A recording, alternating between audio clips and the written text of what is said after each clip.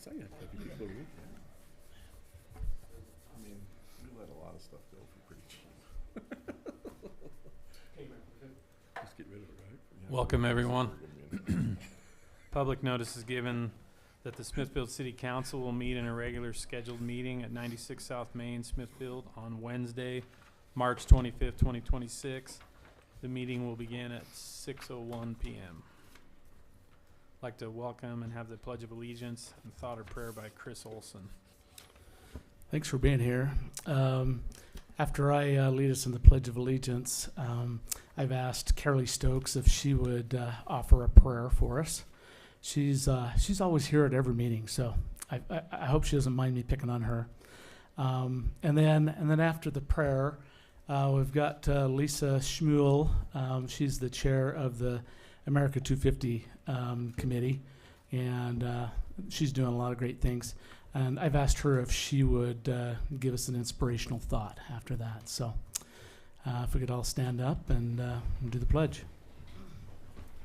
I pledge allegiance to the flag of the United States of America and to the republic for which it stands, one nation, under God, indivisible, with liberty and justice for all.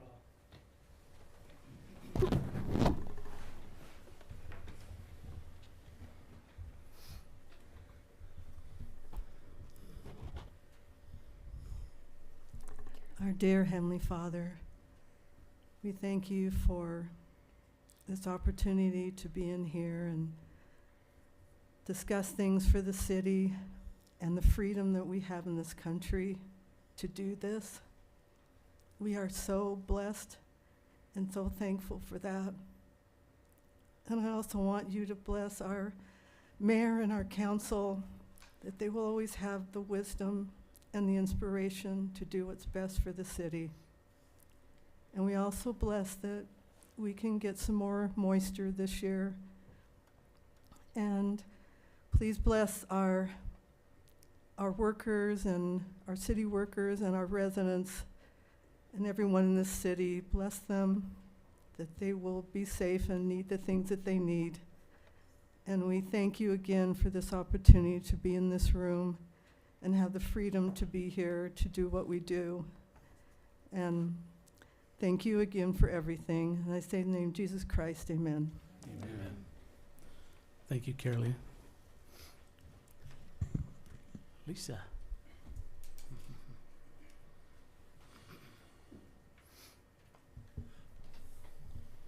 I'm going to stand sideways so you can see me. My name is Belisa Schmuel, and I'm on the committee for America 250 of Smithfield, celebrating 250 years of America. I was asked to share a thought this evening, and the question I ask myself is, why are you doing what you do? My answer to that is a short story.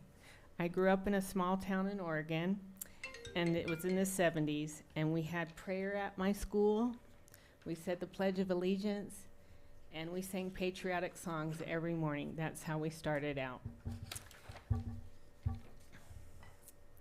Through this and other patriotic experiences in my town, I was proud to be an American. In our little town, President Ford came to visit. He was running to be president again, and we had all lined up along the main street in our little town to see the president as he walked along the street. He was shaking people's hands, and I wanted to see him. I think I was in 3rd grade, 4th grade maybe.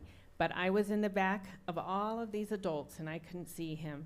And as children, we tried to squeeze through the audience and tried to get up to the front where he was.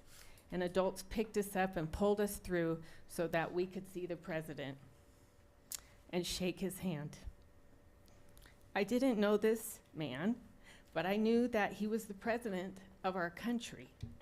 And it was instilled in me to honor that office, as well as honoring our military and our police department and our fire department, those who served our country. I was proud to be an American, and that is why I am doing this.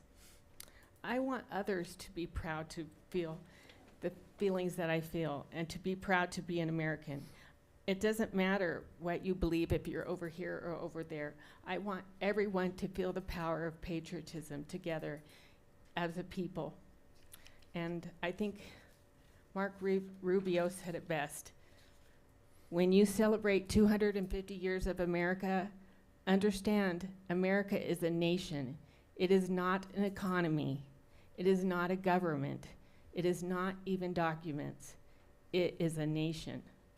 Part of the 250th year anniversary should be a reminder that this was a nation founded on a powerful idea.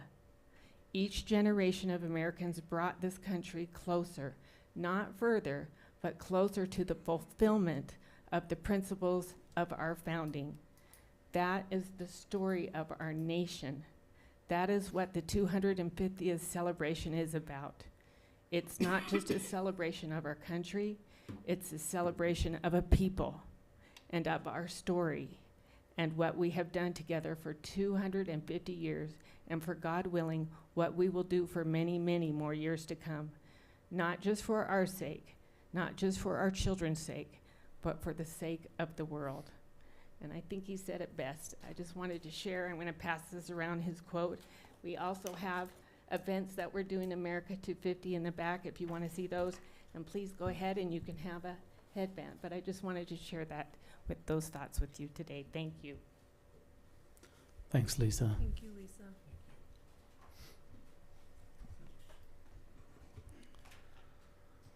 Item agenda number 1, approval of the city council minutes from March 11th, 2026. I'd entertain a motion. I'd motion that we approve the minutes from March 11th, 2026. I'll second. How do we vote? Jay? Yes. John? Yes. Chris? Yes. Jen? Yes. Todd? Yes. Motion passes. Item number 2, initial discussion and presentation of fiscal year 2027 budget, which is the period of July 1, 2026 through June 30th, 2027. Mayor, Council, myself and the department heads appreciate the opportunity coming before you tonight as we start the initial discussion on the budget that starts in July. Just kind of laying some groundwork for this. We'll talk about it in March, we'll talk about it in April, we'll talk about it in May, and then we'll have a public hearing and vote in June. Everything in the budget's 100% subject to change and approval by the City Council. The plan tonight is to go through each department head's going to get up, give a brief overview of their current department, what they're looking for in the next fiscal year, and also what some long-term planning is needed, possibly some struggles, what they want to discuss with the council. After they're each done, we're going to circle back, and I'm going to go individually through some of the line items, explain what they are, what's included in them, and then we'll just move forward to that point. But yeah, initially they'll come up, they'll talk about, they're not going to go line by line. We're going to hit some of that later. If you have questions, please ask.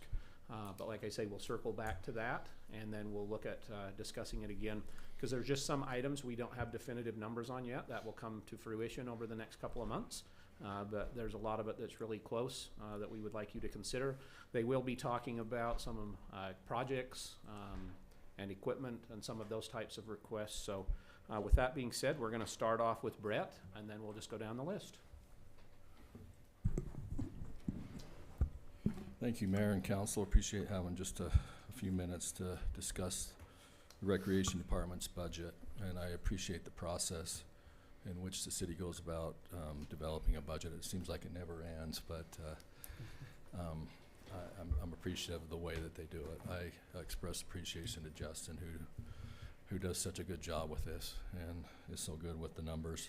He trusts us as department heads, and he lets us put together what we think that we need, but yet he also has a way to really protect the city and can reel us in if he needs to.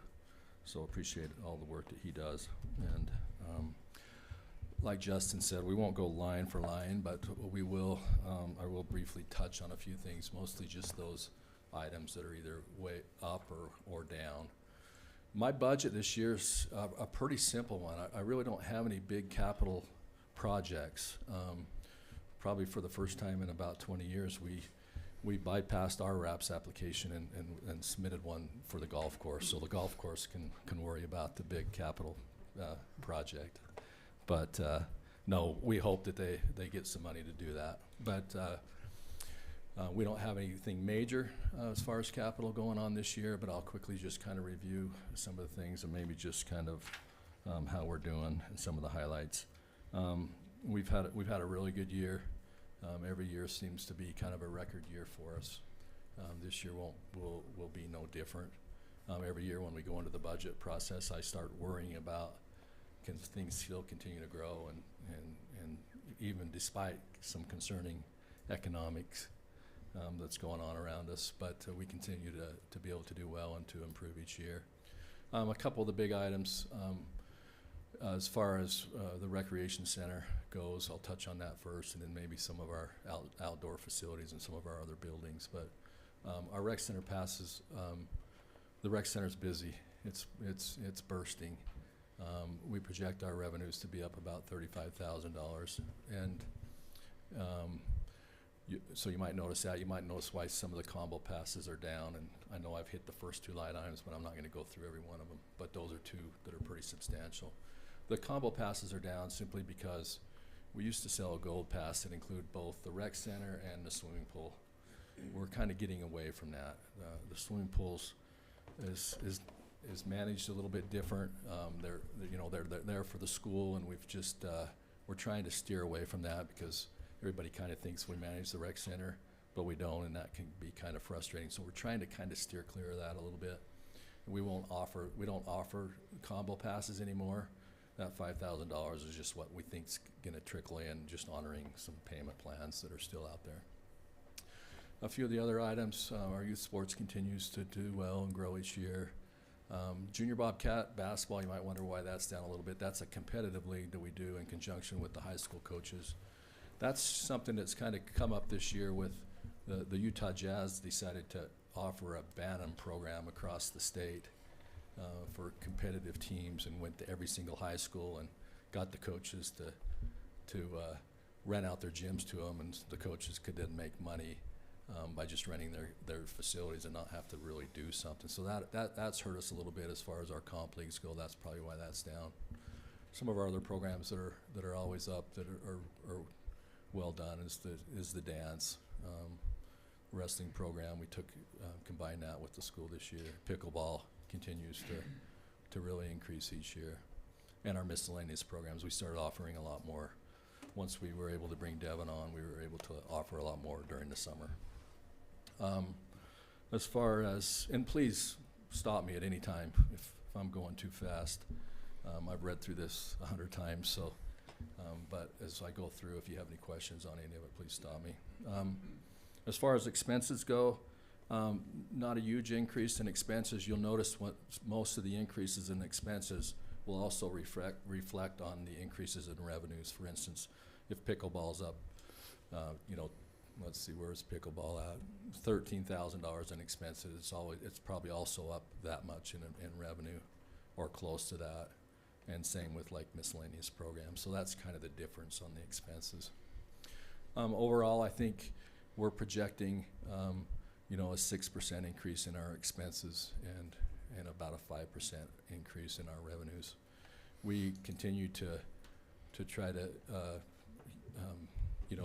set our budget to where we think what we're going to spend, but be conservative on what we think is going to come in, and then in the end, always hopefully do a little bit better than what we project. As far as maybe some other things, and if then I'm open for any questions you might have. Some of the challenges that we have. The rec center is very busy. It is bursting. We're feeling a lot of pressure from Skyview, and so in the near future, and I know none of this is reflected on this year's budget, but as a city, we need our own facility, separate from the school district. It's just, and we're kind of getting pushed that way, whether we like it or not. So that's an issue that we have coming in the future. We also have some aging buildings. You know, with the Civic Center, we're able to make some improvements to the senior center, but there's still a lot to do there as far as the outside of the building, and also the youth center that just continues to get older. And we use those buildings a ton. The Civic Center, I don't think, maybe during the month of July might slow down a little bit, but it's used every night and almost every weekend with basketball or with rentals. The senior center is used a ton also. So long term, we need to look at maybe improving some of those buildings, and also our fields up until this point.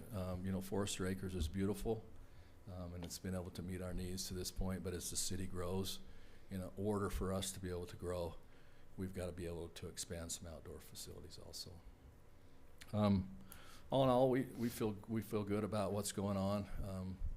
We feel good going into this year, if you have any questions, or you want us to take questions at this time, Justin, or just go through and then questions at the end? However they want to do it. Or Mayor, I should ask you. Good. What about miscellaneous programs? What is that? That's all our little stuff, like all our summer camps, all our cooking, craft classes. We have a science camp. We have a lot of miscellaneous camps that we'll do with Skyview, where we'll do a basketball camp or a volleyball camp, those kind of things, so we don't have 1,000 line items. We kind of group those smaller programs that might not go on for weeks, but might be like a baseball camp Sure. with the Blue Sox or something like that. All those are all our summer programs, are tennis lessons. All those smaller programs are kind of linked into the miscellaneous programs. Good question. Things are looking really great, Brett. Are you finding any demands that you're not able to meet because of staffing or facility limitations? I think that to this point we've been able to meet them, but we're kind of right there at the cusp, where we're maxing out on the amount of baseball teams we can take because we only have so many baseball fields. And we've been able to meet those demands by using, besides some of the gyms we also use some other school district facilities on Saturdays and those kind of things. So we've been able to kind of meet those, but we're, up until this point, I haven't really worried about it. But the last couple of years, as the city's been growing and as we've been growing, we're starting to meet those caps. Gotcha. Are all of the payments that go from the rec center to the city or to the school district for the use of that facility, is that all included in that 130? Yes, yeah, that's a really good question. There's a separate budget that's managed by the school district where we pay in 35%, and that covers all our expenses for the recreation center. So all our utilities, we contract out with them for all our custodial work, supplies, and those kind of things. We also are able to put a little bit towards capital in that one, so that when we have HVAC systems and those kind of things that go out, we can replace them out of that. So all that's covered through what we submit to the schools. We just like to say 35%. They contribute 65%, and that's how we cover all the expenses at the rec center. Thank you. Brett, where is the specific area that covers that 35%, like, of the building? Because you said like the swimming pool is kind of more for the school, but Yeah, none of what we contribute goes towards the swimming pool as far as our the expenses that we contribute. It's just when we built the rec center 26 years ago, just that portion of it and what it takes to maintain that portion. Everything from the school side and the outdoor fields at the school and the swimming pool are separate. so like the weightlifting area, would that be The part of weightlifting the area is rec part of it. center? Yeah, Okay. yeah. Yep. I just wasn't sure how far, let's see, west? How far Oh, west from the? Basically the swimming pool and then you get into basically the commons area. That's all kind of the school. Everything Okay. else, even including the dance room and the old gym, the Bobcat gym is what we call it now, Yeah. is part of that, because the school was good to when we opened up the rec center, even though we participated in building the new gym and the weight room and the multi-purpose, the racquetball courts, the aerobics room, those kind of things, they also included the old gym and the dance room as part of that. So, which has been nice for us, because we've been able to use that. And then you talk about down the road, maybe trying to get a different building. Obviously, there's a lot of costs involved in that. But do you think that that would impact by relocating to a different location, where right now it's in an area where people frequent pretty often?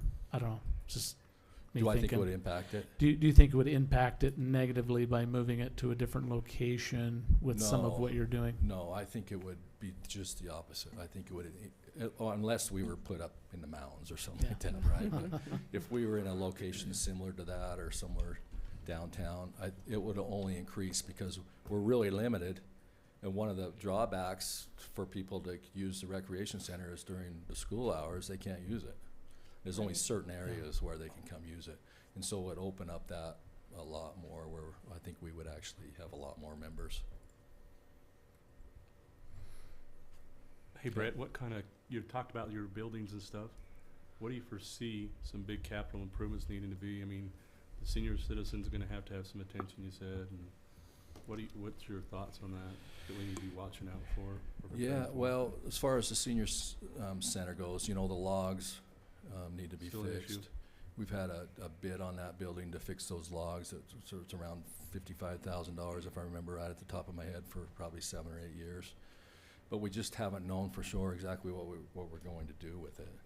And so I think, if we decide, hey, we put a little bit of money into it now, and now we're going to keep it, and we're not going to build another senior center, then maybe it's time to invest a little bit more into that building.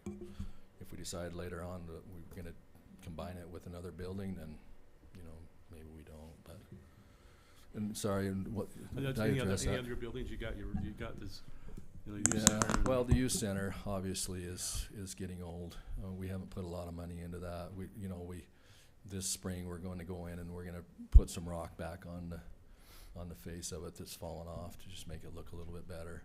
I'm working on getting some bids to do some painting in there, but that building's just getting old.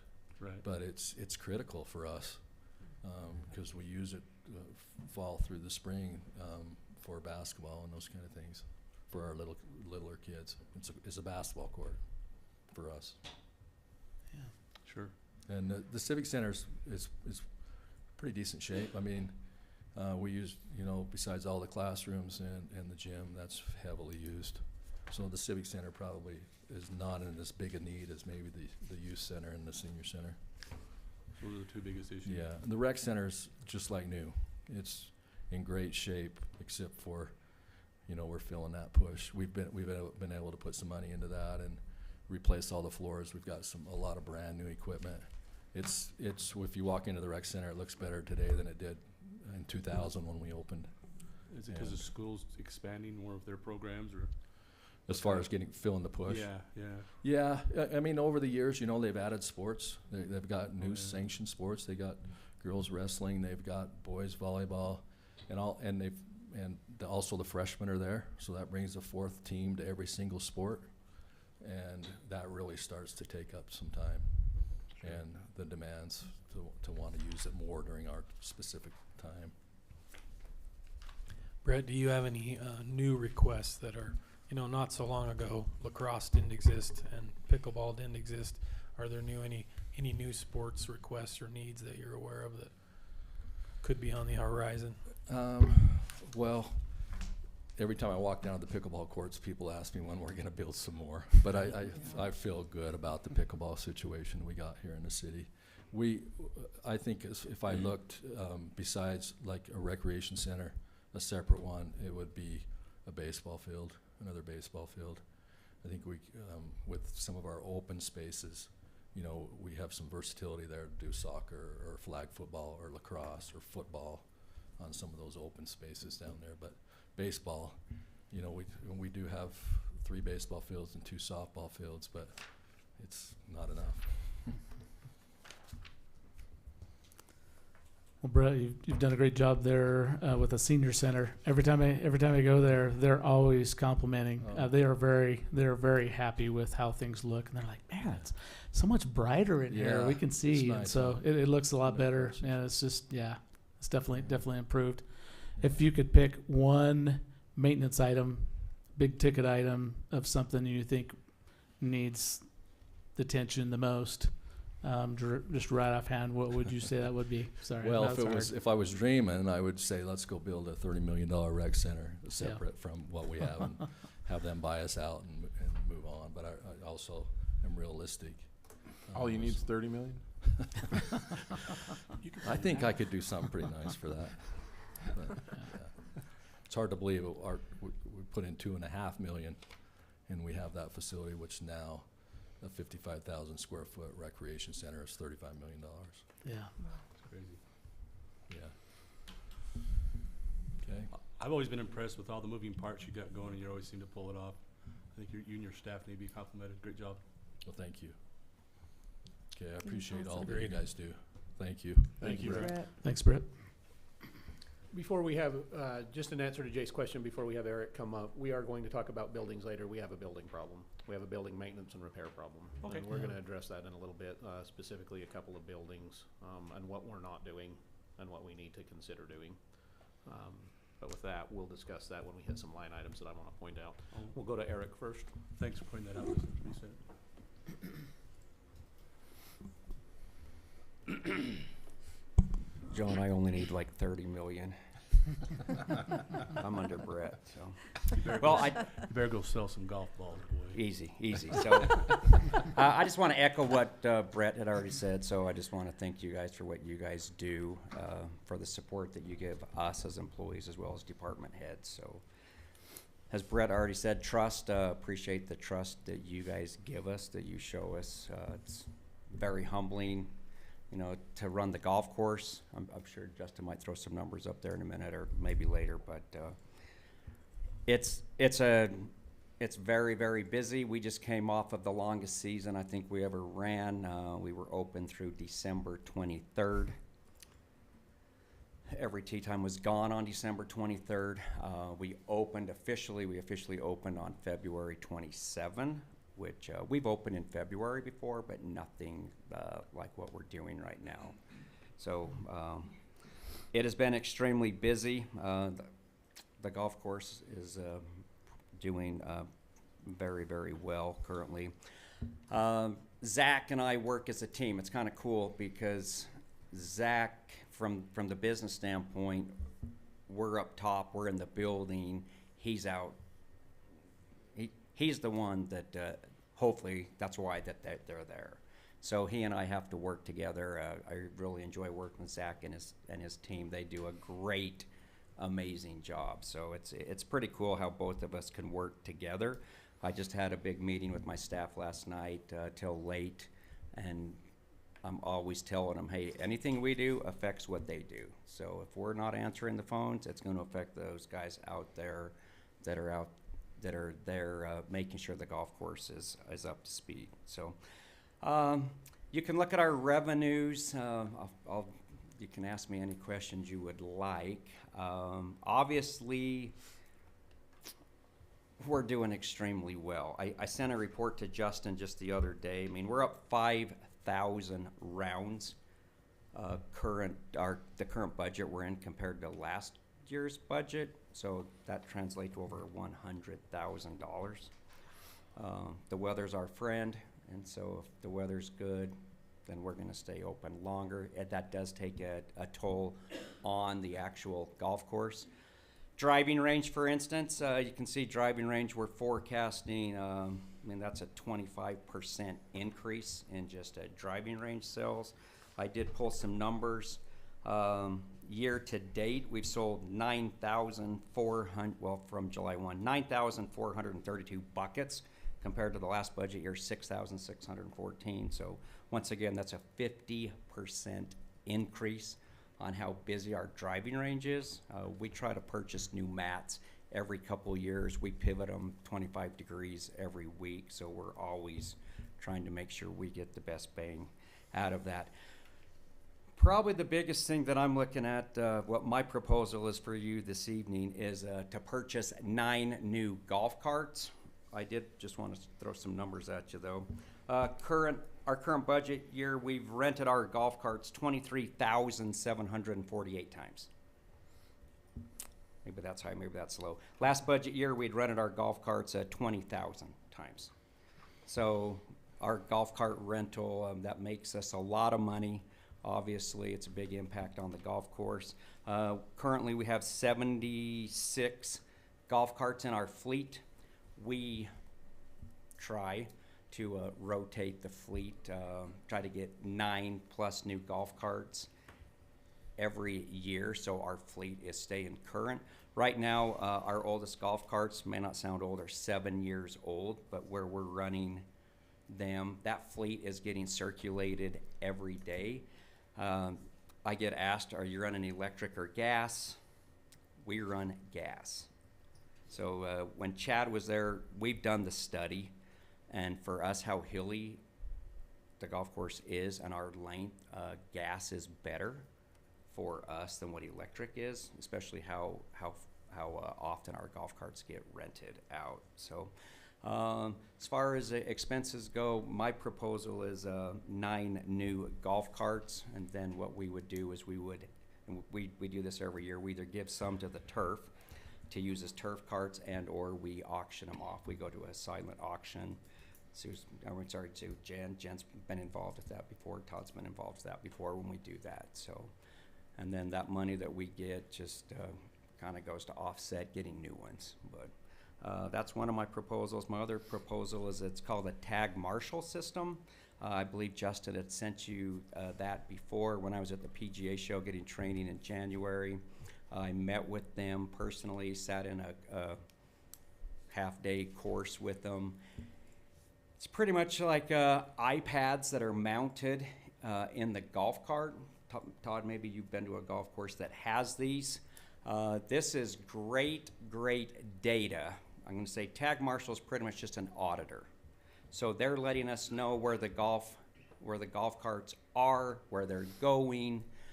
You can put a lot of information on the screens, if they're slow, if there's any damage to it, where our hot spots are. We can geofence a lot of things on the golf course. When you go into the goalies and where you're supposed to slow down, it can be flashing on those iPads that are in there, not warning them, but pretty much informing them to slow down. So that's probably the biggest thing, the two biggest things from a pro shop standpoint I'm looking at is my proposal is 9 new golf carts so we can keep the current fleet newer. We are running Yamaha, if that means anything to you, and they're all fuel injected, so they're fantastic. What's the cost on those per golf cart? Right now we're just shy of $7,000. Okay. We get them on the state bid, so we do get a deal on them. Then the ones you turn over, The ones that we do, right now, we could trade them in Salt Lake for $3,000 a piece. We choose to sell them on our own, and so we start at $3,000, and they go anywhere from $3,000 to $3,500, $3,600. So there'll be some return on that then? the ROI on them is very, very good. Every one of our golf carts we still use. They're in the fleet. Dustin, our mechanic, and Zach, they do a fantastic job maintaining them, servicing them. So, yeah. You're not feeling a need to increase the size of the fleet at this point? Well, we can only, What if so we the gave it to him? basement, so in our basement of the clubhouse, it's spec'd out to hold, I think it was about 125 carts. So when we had built that building, that's going to be jam-packed. But we have so much equipment in there. Zach uses our basement to put some of his equipment in there. And so where we're at, there's probably 85 to 90 things that are in there. We have the mechanical room that's down there. So when we have, we have the largest fleet of golf carts in this end of the state. Logan River, I think they just approved 75, I think is what it was. So they've never had a fleet that size. Country Club has just under 50. We have so many charity golf tournaments that we have 144 players, so we need 72 carts. So a minimum of 72, and then just whole sponsor carts, etc. So, yeah, in a perfect world, 85 plus would be great. It's just making them all work in there. So we gas every other week. We're going to be gassing again this Monday, so that's what we do. So works really well. So really not the demand for it. It's a demand for it, but you don't have the storage for it. Yeah, yep. And just, when we pull them all up, just where we're gonna put them. So, this tag marshal system, so maybe you're asking, how are we gonna pay for it? Everything comes with a cost. Logan River currently charges $10 per rider per 9 holes. Birch Creek has been $9 per rider per 9 holes. So we would be the exact same as Logan River. The proposal would be on July 1st. If it was approved, to take a 9-hole cart rental up $1, we would match exactly what Logan River is doing, where Logan River currently is with their golf carts. Logan River, supposedly, I've been told, is also going with Tag Marshal. Preston Golf and Country Club uses Tag Marshal. And again, it's a great auditing company, especially for us. So we know where our golf carts are. Any damage that we've had, it's going to tell us where that golf cart was driven. The players' names are in there, so we have a ton of data with them. But that's, if you want to know how we would pay for it, that's my proposal. Starting July 1st, we'd be offering something new to the golfers, and so that would be why. What would be the initial cost, though? That's what I was going to ask. It's going to be a monthly lease. Okay. We would lease it. What is it? Just shy of $3,000 a month. Is your proposal then Yeah. to take the revenue coming back in and then pay the lease? Is that what your proposal Yes, sir. is? Yes, sir. To wash it? Okay. Yes, sir. And is that mostly the only way they sell it to you, is just kind of like on a monthly basis? It's not something that you we can we buy could buy it out outright? if we wanted to. We could buy the iPads out, but because there's going to be some Service with it. IT support with it, some upgrades. So if we lease them, it's the exact same price, interest free, as if we were to buy them. It's kind of a weird how they offer that. It's like, that doesn't make any sense, but How that's long what is they the do. lease? A minimum of 3 years, I think, is what was on there. I think it was 3 years that we would sign with them. So, but I've looked, so Tag Marshals, the top 53 in the top 100 courses in the country, Tag Marshal is in 53 of the top 100. So, there's a lot of Pebble Beach uses Abandoned Dunes, this is a lot of places that I have actually been to uses this. I've really liked it. So it's just a feature that we could complement to what we have. Logan River is going to be using it. I think Eagle Mountain uses Tag Marshal. Preston Country Club is going to be using them. So I applaud you for making that change, because that, once you've played a couple of rounds with it, you don't realize that you needed it so bad Yep. until you don't have it again. yeah. We can sell advertising on the screens. We own our own granite T signs up there. When we take you guys up there in a couple of months, we'll kind of show you that. We own our granite T signs. We sell advertising on our granite T signs. We can sell advertising that could also go on that screen. Right now, we're not even going to tackle that till, if this gets approved. Once these do get implemented, get mounted, there's training. So, but yeah, it's a win-win, especially having an outline of the hole. Your distances are on there. If we want to put a cart path in, it's going to show us where all the golf carts are going. It's going to tell us, hey, hole number 1, the average time to putt on hole number 1 is 8 minutes. Hey, Zach, the pin's probably weird on number 1. Or, how long is it taking? It'll tell you if your pace is on, if your pace is off. It'll tell the golfers that. So it's a great system. And again, Yeah, it sounds like it pretty much adds a lot of auditing. efficiencies for the I was gonna golfers say, and yeah. for the course. Do they promote this as a cost savings feature, all this data that you're Yeah, getting? so Do they- our tee times right now, we're at 8 minutes, 8-minute increments. Average is 10 minutes to 11 minutes. I've been debating to go to 10. However, the companies with Tag Marshall have been dropping tee times to 7 and 8 minutes. So they could say, hey, Eric, from 11 to 2, if we were slow, you guys could drop your tee times by 1 minute. So we're 8 minutes. If we went to 10, we lose 1 tee time every hour. So if you, I mean, you know, if you want to know how expensive that is, it's around $120 an hour. So I'm kind of like, well, we want the experience at the golf course. We want, you know, when Todd comes up there and plays, we want him to have a great experience instead of trying to just pack the steakhouse and you don't get a good experience. So, but that's what they're doing, is just trying to help us say, you know what, in the morning, you could be 7 minutes. At this time, you could go 8, whatever. So it's mainly just they're auditing what we do.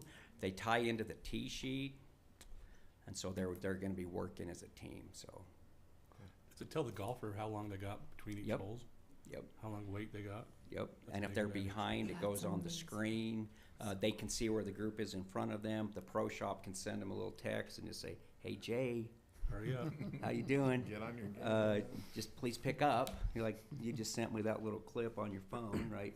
So, yeah, So I'm- I'll send you a clip. okay. So I'm seeing on here IT support, the cost isn't going to change. So how do you see, you just think you guys are gonna be able to keep up with it? And do they offer IT support where you're where you're leasing with them? They offer IT for the iPads. That's all Oh, that okay. they're doing. It has Okay. nothing to do with, that IT is with, Alltech, sorry. So I'm on the phone with them okay. all the time. we'll have to add that in. That's not in tonight, because if you guys don't support it, then we haven't included it right now. So if the council's like, yes, this is something support, we're going to add more money on both sides. Right, that's we why I have- wondered if that yeah, would we The have need not to doll, go up. yeah, the or- doll or cart. I mean, you know, from the numbers that if we've rented the golf carts 23,000 times right now, we go up $1, there's 23,000 for $1, so. So just so I'm clear, it's, you plan on it paying for itself through the rentals that you're renting out, is that right? Yeah, in that email that Justin had, it will very, very easily pay for itself. There will be, it will profit itself. Okay. It will profit itself. And it's a safety for you too, where you have the ability to geofence. That's huge. Yes, yes. Keep track of Yep. it. What is the replacement cost? I'm just curious, like, you know, people are hard on things, so. Yeah, on the iPad, I want to say it was 30 times. I think it was about little over 2,000 a screen, I think. I could be wrong, but I don't, maybe it wasn't that high. But I'd have to pull that. But it just seemed, you know, for other courses around us are using it. It's going to just audit what we're doing, help us to be cleaner, let the golfers know where they are at. It just I've makes sense. I've played Preston, and I completely agree. It made it a totally different experience, so. But yeah, so those are the two biggest proposals that I have this evening. That's from just from the pro shop, or golf carts, and then you know, if we do go with this Tag Marshall system, that prevailing fee schedule would change by $1, just to complement where Logan River is. Any questions Sounds for great. me? What's that? Thank you. That Yeah. sounds Yes. great. Okay, you're welcome. Thank you. Thank you very very Appreciate all you do. Thank you. Thanks, Eric.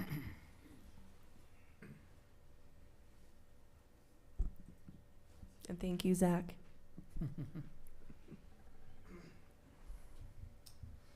All right, thank you, City Council and Mayor, and thank you to Eric as well for his kind words. Chad retired, I believe it was April 9th, so I barely missed this last time. So going at it for the first time today.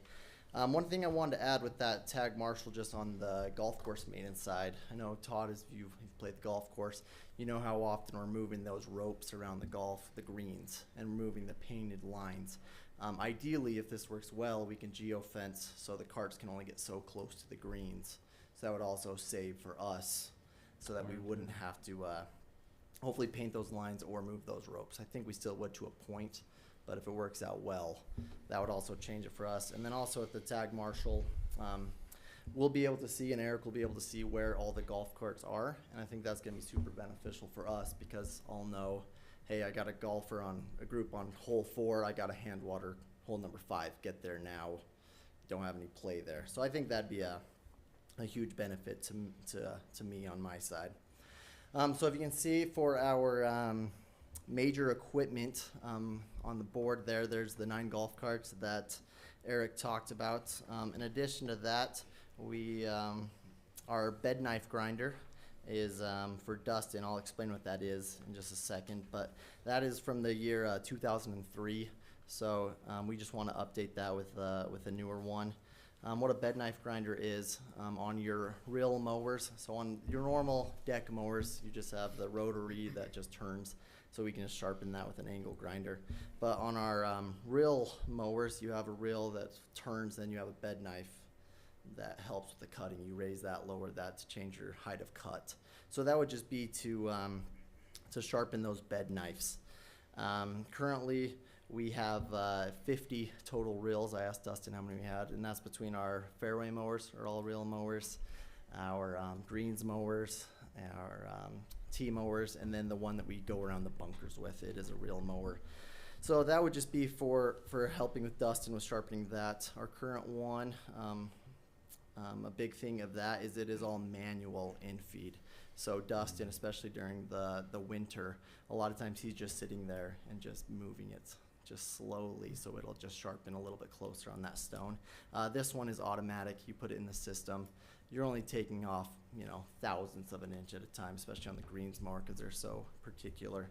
When we're cutting at less than 1/8 of an inch, they're just so particular at getting that fine cut. So that would be a huge thing. Dustin won't just have to be sitting there babysitting that. He'll just be able to type it in the computer, then go work on other things, work on other maintenance things. And I guess Dustin's our mechanic. I think I already said that, but yeah. So that'd be the bed knife grinder. And then the Harper Hawk self-contained sweeper on there. That would just be for cleaning up the golf course a lot. We have a lot of trees up there, get a lot of leaves down in the fall. Every windstorm we get branches all over. And that would be the main thing for that. It was just cleaning up after those storms, cleaning up in the fall, just so we have the best golf course. And then the other big thing that this one does, why we like it being self-contained, the other ones you have to pull with a tractor. And that puts extra hours on your tractor. And also, a lot of times we use our tractor for seeding, for deep tining these areas and stuff like that. So I think that would be a great addition just because of that, and there'd be more people who could run that self-contained sweeper. And then another big benefit to this one specifically is that aerification course. When we aerify our fairways, tees, and greens, this would be able to collect that, whereas a lot of them aren't as fine. This one has a brush that would help. You can change it from a brush to like kind of knives that help with more leaves and sticks.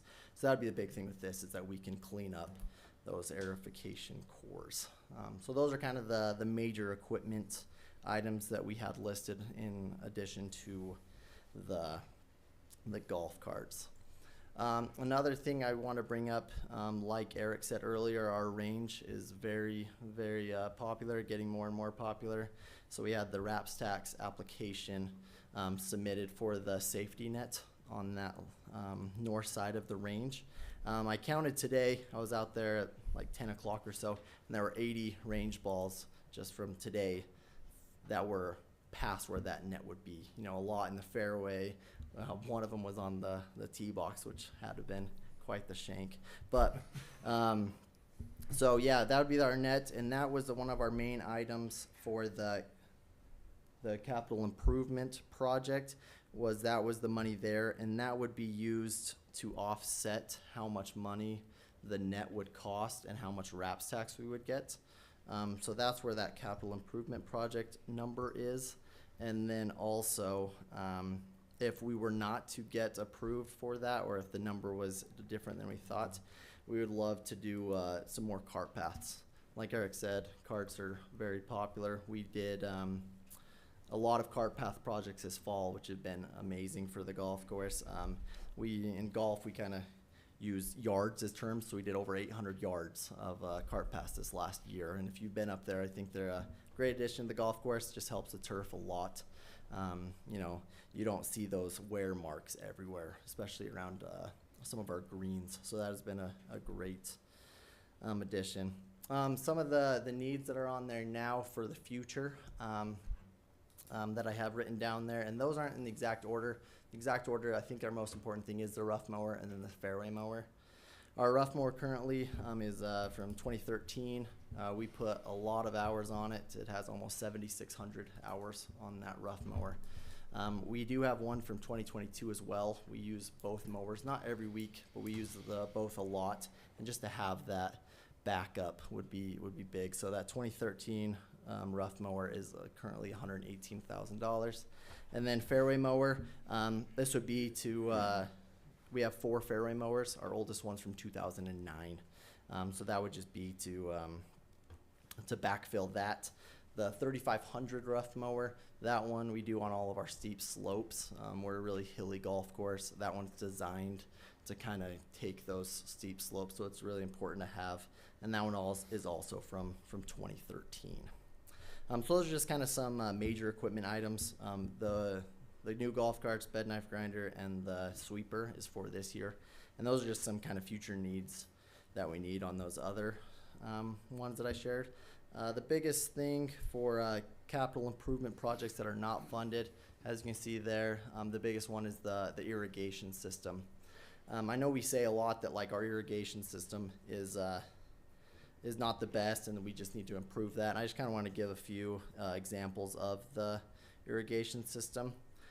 So the history of the Birch Creek, it was built in the 1960s. So the old part of the course, because there used to be a 9-hole course, now it's an 18-hole. The old part of the course is from the 60s, and that is our irrigation system. It's the original irrigation system from the 1960s.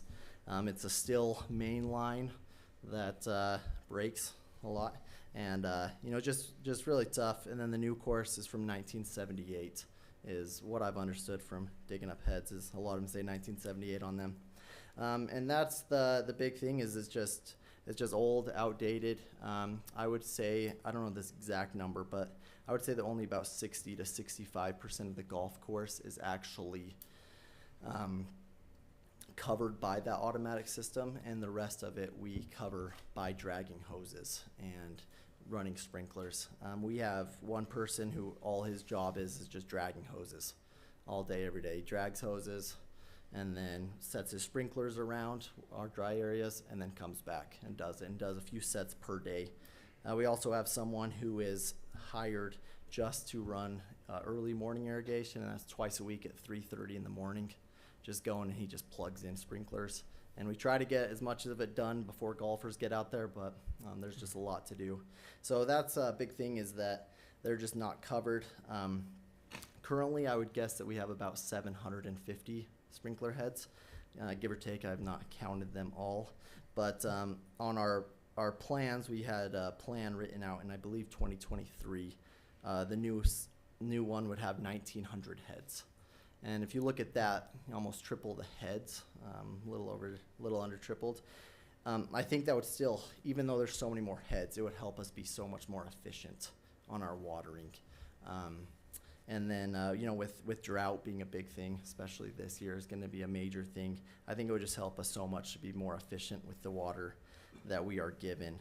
An example, so last year, and this is just kind of big breaks. I didn't, any pop-ups or anything, I didn't write that down. But we had 33 irrigation breaks last year. I've already had 4 this week, so it's been quite the week. An example of what yesterday I had to dig up and fix 2 heads from 1978, and just an example, just for 2 heads, I had to shut off 12 valves because they're all old valves, old rusty valves from the 60s or 70s. So that kind of shuts off, you know, it shut off about 5 holes of the golf course just to get these 2 fixed. And again, we're not watering right now. It's kind of more just, I just got the system up and running, so it's you know, they're gonna add up. And it's just, every year is just going to keep getting more and more. And this is a thing, you know, you look at that dollar amount, it's, you know, our last one with, I'd say, worse technology lasted 60 years. So this isn't something that, you know, we're going to have to be getting in 15, 20 years again. It's something that will last for a long time, especially with the coverage that we have. So that's the irrigation system. The other one is, like Justin said earlier, building a new maintenance shop. A big thing with that is safety for Dustin. We don't have a hoist. Our building is not tall enough. So a lot of times he just, if he ever has to work on the fairway mowers, the rough mowers, any of our workmen's, he's just using ramps or jack stands. It's not the safest thing. And then, so that's just a big thing for him, getting a hoist. It just isn't tall enough building to do that. And then also just storage. We have a lot of equipment that we just have to park outside at all times. You know, tractors, that 2013 rough mowers parked outside, and a lot of other things are always just parked outside, and that sun just beats on them. And like Eric said earlier, we also park a lot of stuff in the basement of the clubhouse and take a lot of space there. And then the sand pit cover, we used to use 2 sand pits, and that's for our top dressing sand, bunker sand, and stuff like that. We've consolidated that down to 1. So we just have a cover that we are already parking mowers in and tractors in, sweepers in and stuff. And this would just be to cover that so that it would not be out in the sun all day. And then like it says in the bottom, which I said earlier, you know, just always just continually improving the golf course. One big thing is cart paths right now. Just a lot of the wear on the grass from not having those. So those are kind of the capital improvement funds for the future, and then also some needs and other things for this budget. I guess any questions on anything with any of that? With that tag software, would that help you be able to kind of figure out where you want to put cart paths a little bit more? I don't know. Yeah, for sure. You can get mapping, you know, by the day, I think by the week, every time, just where the carts are going. So that would be very, very beneficial for that. Yep. Give me a sense, Zach, of how our irrigation system compares to irrigation systems at other courses here in Utah. I mean, is everybody in the same kind of boat, or are we way behind, or are we ahead of where? I've worked at 4 golf courses. This is by far the worst. Just an example, Logan Country Club, they're a younger course than us. They've already updated. Eagle Mountain's a much younger golf course than us. They updated, I believe, in 2018 or 2019. Yeah, and like the age is 100% one thing, but also the coverage. You know, just not having, especially the old part of the course, they just put, it's called a single row irrigation. So we have one head down the middle of the fairway, and then there's no irrigation on the roughs or anything. So that's where we're doing a lot of the dragging the hoses is just, yeah. So I would argue it's the oldest in the state of Utah. I'm not sure on that though. And what's best practice in terms of covering costs for major capital improvements on golf course? Do most public golf courses like this, build that into their and make sure their own revenues are covering those costs, or are cities often chipping in to help pay for those, or what do you know about best practices for other public golf courses? I'm not sure on that. Okay. I am. You are sure? Yeah, I was gonna say I think I know, but I didn't want to say anything to know 100%. They are subsidized by the city general fund. Yeah. Specifically, typically a city that has an electric fund, not that there's any of those close to us, but they heavily subsidize that course. Yes, they're subsidized elsewhere. Our course is not. In the last few years, they have done everything on their own. They have covered all their costs plus some. Even buying some extra equipment that we've been fortunate enough to do in May and June of each year when we've had really good years. The course has still been very, very positive. But yes, other cities are typically heavily subsidizing that. In regard to the golf course or the irrigation system, we have looked for grants We actually found a grant a couple of years ago, but it was a 50-50, and then federal funding got pulled. We'll still look for those. When Chad and Zach looked at that back, was it 2023? I believe 2023, yeah. The efficiency of what the amount of gallons that course will decrease is substantial. Like Major. like he can offer better coverage than he's ever offered on that course and use less water. That's what I was gonna That's the ask. grant opportunity Yeah. that's out there. It's not for an irrigation system, it's to be more efficient and use less water. So are we still looking for those? Actually, I reached out to some constituents this week to see if there's anything out there right now in regards to that and several other things that we do, waiting to hear from them. So that may be one of those. All of a sudden a grant opens up and we may be coming in and going, council, we have some options there. Today we don't. The one thing I've talked to Zach about is I've been asked in the past, well, can't you do a hole a year? Let's just do one hole a year or 2 holes a year. Zach can explain why we can't do that. And really we have 2 options, kind of an 18 or an 8 and a 10. Zach, I'll let you explain that. Yeah, so it would basically be all 18 holes, which is the best case scenario, of course, or the old course, doing that first. And that would be holes 1 through 4, 9 and 10, 18 in the driving range at a time. The really difficult part with that is, connecting the main line that we have currently, which is still, to a new HDPE main line, which would be, yeah. So like Justin said, I didn't know 100%, but yeah, a lot of the cities are paying for that or subsidizing that, yeah. As far as implementing that down the road, is there times of the year where that would work better than others? You know what I mean? I don't know. Yeah. How easy it is to dig in the ground. Yeah, no, in the that's a middle great of winter, question. but This year would have probably been really good because there was no snow. But I know that Logan Country Club, Eagle Mountain, a lot of other golf courses, they would do the main lines in the fall and then would start doing the laterals off of that as soon as they could. So they would work as far as they could in the fall before the snow falls and then do the... So yeah, most courses, they get the whole main line done in the one fall and then start with the laterals after that. So it would be, shutting down a hole or 2 at a time kind of thing while they're doing the laterals, but then, going from there. Logan Country Club, when they were doing that, they would just change the holes at a time, like if they were working behind, you'd just play a 100-yard hole instead of a 300-yard hole kind of thing and just adjust it that way. Am I correct in my assumption that all of the water up there, that is all secondary as far as what's happening for it, that none of that is culinary? Yeah, the no, golf none of course? it is culinary, yeah. Okay. We do have a well that we run in the off season, so Okay. we have used that well, yeah, Okay. for that, yeah. How long do you anticipate that project taking? I'm you not started in sure. the fall? The hope would be the fall and the spring. And then be done? Yeah, I think that's the hope. I don't know if Eric has seen other things with other golf courses, but that's About five months. yeah. If you start in November 1, you should be able to be ready to go by April-ish. In a Okay. perfect world, Yeah, depending on the weather. Right. Yeah, and yeah, like I said, that's how Eagle Mountain was there. Yeah, they put all the main lines in the fall and then started from there. So. Seems bad. Thank you so much. Thank you. thanks, Zach. Thank you. We'll next go to Chief Hunt in the fire department.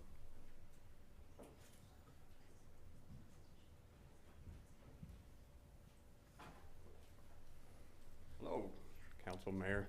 Thanks for having me, taking the time to do this. I can't imagine what it's like on your side. It's daunting enough to look at just mine, let alone everybody else's. But I'll make this pretty quick. You can look at our budget. Our budget this year is pretty flat. There's not a lot of changes in our budget from last year to this year, and it's kind of been done on purpose. Some of those things, or some of those reasons are, we do really well with wildland. We've been doing wildland for a lot of years. Last year, well, when we did a budget opening in December, our total for the year was about $304,000 is what we collected in revenue for wildland. Now we have to pay all our expenses and all that stuff, so it's not $304,000 of profit, but it does help out the fire department quite a bit. I say that in December thing because we've already been to Texas once this year. They've been back for about a week and a half. We've received some other orders that have gotten canceled right before we left. I don't see this year changing any in the amount that these resources are going to be needed. So I think it will happen again. We did quite a bit with that money. Now, some of you are aware, right now we're remounting 2 new ambulances at the tune of about $90,000 a piece, which seems pretty expensive, but when you compare it to, right now they're estimating between $350,000 and $400,000 for a new ambulance if we ordered them from like Wheeled Coach or Tomahawk or some of these places. So significantly less. That'll put 4 of our 5 ambulances will be newer than 2020, which is a good thing when they do what they do and the amount of miles that we put on them. So that helps out quite a bit. We've been able to purchase a paging system for our fire station with that money. Those of you that know radio stuff, the governments came in and said, okay, you need to switch to narrow banding. Right now, dispatch is running what they call patches to still communicate with the old paging system of wearing pagers. I foresee that going away fairly soon. So that paging system will be the only way that the crews inside the station will be notified of calls coming in. It was pricey, but wildland revenue is what helped get that for us. We've also done a lot of station improvements from the dorm rooms upstairs, insulating on tops and on the sides. As much as our crews like each other, they don't like to hear each other at night when they're trying to sleep. So that's helped out tremendously. Lighting in the station. Our station's over 20 years old. So some of the lights, like out in the bay, it was just getting next to impossible to find ballast for those 8-foot fluorescent lights anymore. Even the bulbs themselves were hard to find.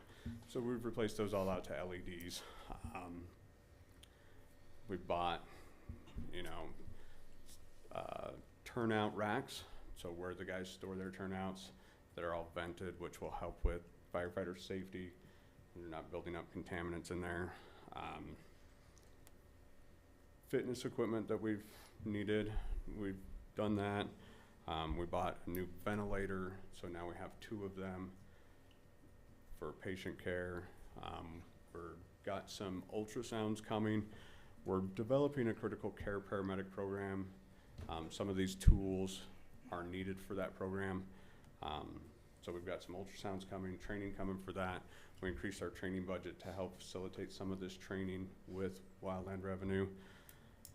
So that was one of the big reasons why there's no major purchases in our budget this year, is because we've done very well with wildland revenue.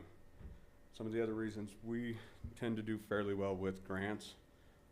Last year we got a grant from the Bureau of EMS that helped pay for some load systems. If you're not aware of them, they're basically an electric system that lifts the cot for you to put the patient in the back, help prevent back injuries for firefighters. We got that from the Bureau of EMS last year. We just got this week another grant from the Utah Fire. We call it the Wildland Grant. It's the Utah Firefighter Assistance Grant that's going to help replace some of our wildland shelters for our wildland guys. So we do fairly well with grants. There is also a grant coming up for rural EMS that is looking promising to get some more things out of that. It's a $10 million grant from the state, and they're allocating $10 million a year, and so we'll be applying for those things as well. That being said, the other big reason I haven't put anything in here is there's some big, if you've read Justin's narrative, there's some big things coming on the horizon that the fire department's going to need to look at. Our community's getting to the size that we can't handle it out of one station in one location. We need to spread out our response, lower our response times, increase our services. Fire stations are expensive. In that report right there, $3, $4, $5 million for a fire station, depending on the size, how many people are in it, what apparatuses you're keeping in there. they're big. This is something that we're gonna need to plan for. Now, that doesn't just mean you guys, and I'm not just up here saying, hey, can I have a check? I'm doing my research too. There's the federal grants that are out there if they open back up. So the fire assistance grant is a big one, the AFG grant. Right now, everything's shut down. I talked about turnouts in here as well. We have a grant that's still pending that we haven't even been notified of the outcome, whether we got it or didn't get it, because of the shutdown, and AFG just hasn't opened back up. As soon as they do, we'll start exploring some of these options to help facilitate that, but it is something that's coming. Our ladder truck. Our ladder truck is a 2001 ladder truck. It's a good truck. It's done us well, especially for what we paid for it. It passes its ladder inspection every year, but it is getting old, and meeting NFPA regulations, or trying to meet NFPA guidelines, it needs to be replaced. $2.5 million, $2.4 million for a ladder truck is a big pill to swallow. So we've looked at other options. There's used. The problem with used is you never know what you're gonna get. You buy a 10-year-old truck for $1 million, $1.5 million, and it's only, half its life is gone. So one of the other options that we've looked at, and there's a company out of Las Vegas that does it, is refurbishing it.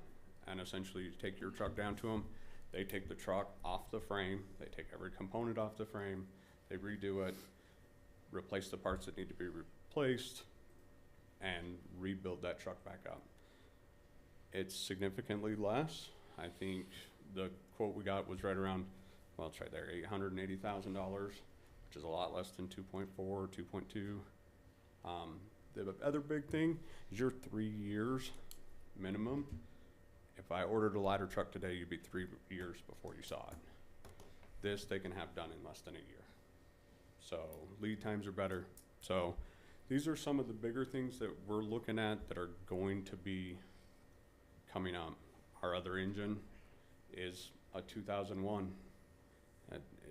It's aging out. So command vehicles, brush truck replacement, I know those are big costs. There's ways around that. Trade-in, and only having to cover the cost of the difference between trade-in and new cost, which is what we like to do. I like to have those trucks that are going to Texas, California, Nevada under warranty. If there's ever a problem, I don't have to worry about it. I just say, hey, go find a Ford dealer, they'll fix it and get it back on the road for us. So that's the direction we're heading with those, but these are some big projects that are coming that we're gonna have to address it at some point in the very near future, even if it's a long-term plan.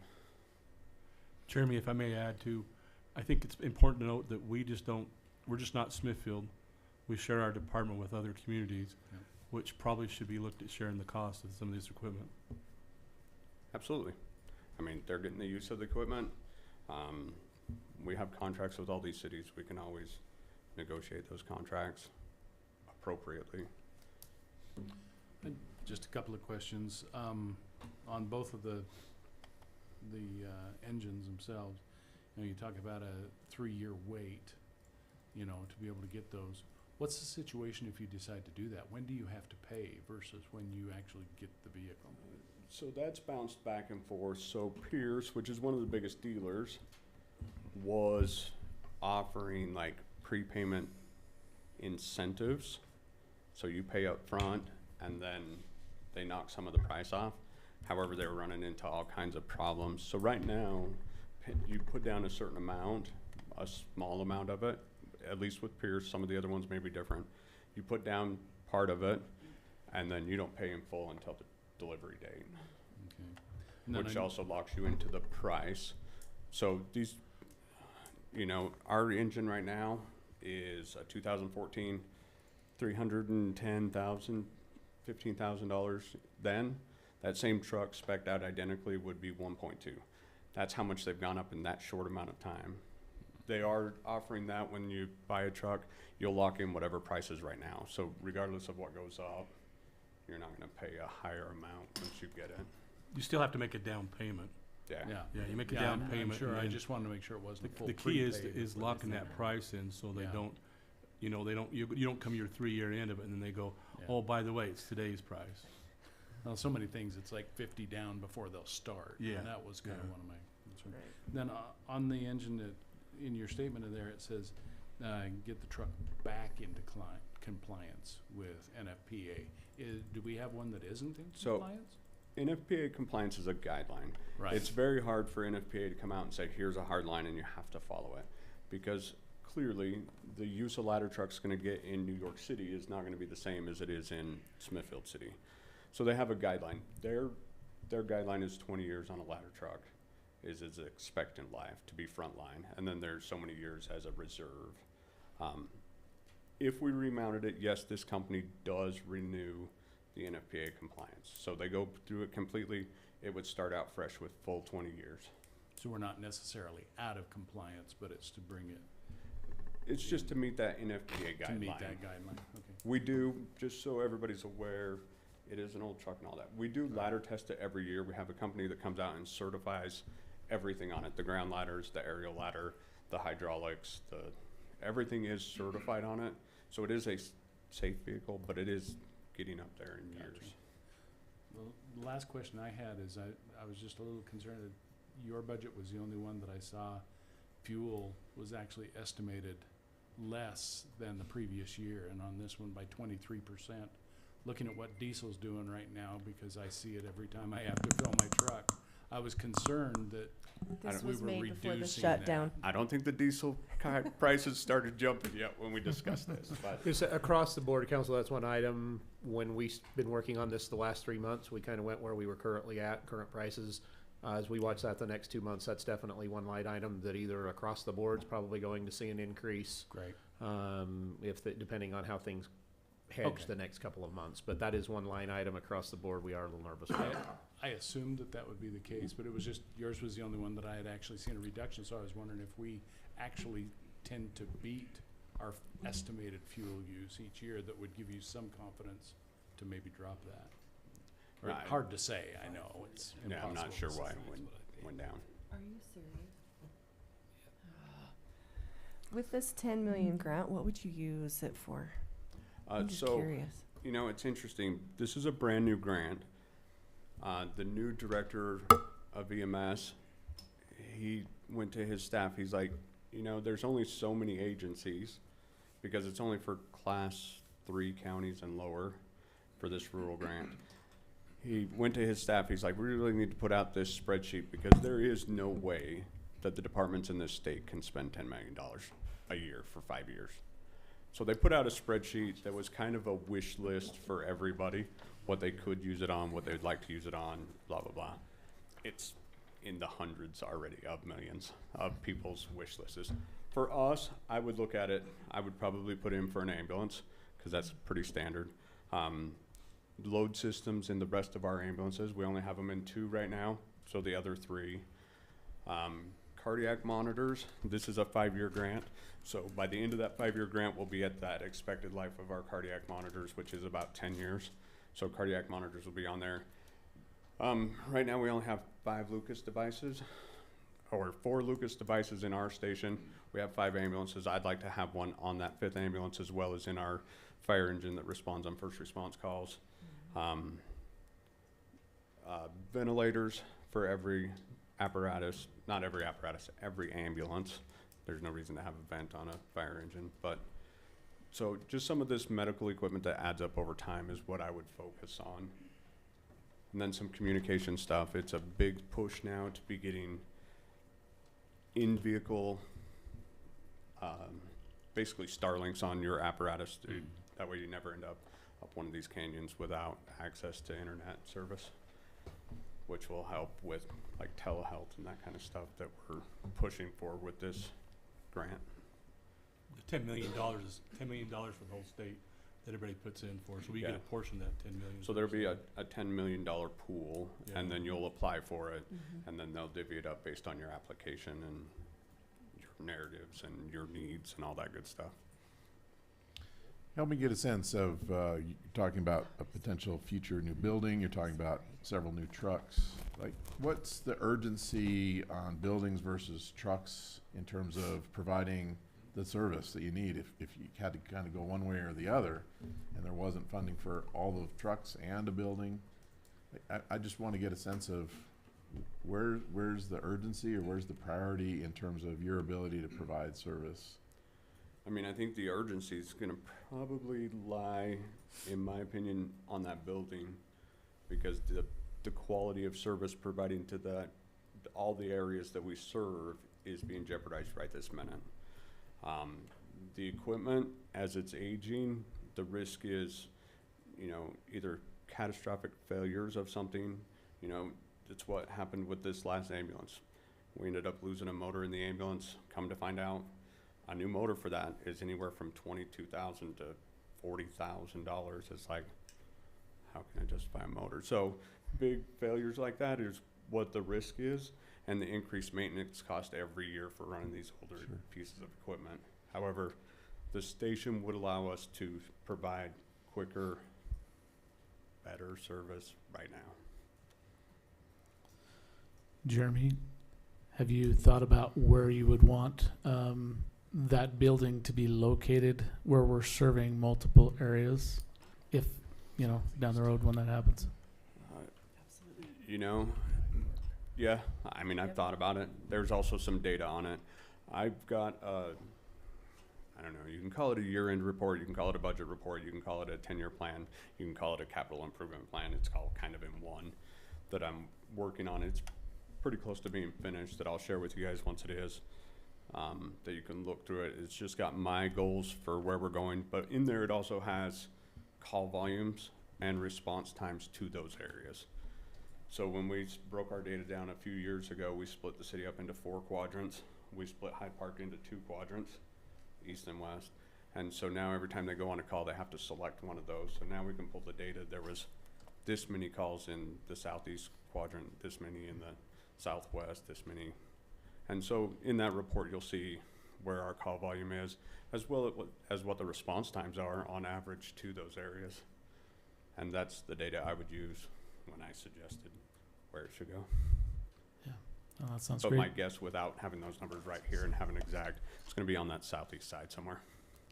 And tell me, and maybe you're already doing this, I don't know, or if it's been a thought, with these brush trucks, trying to replace them over time.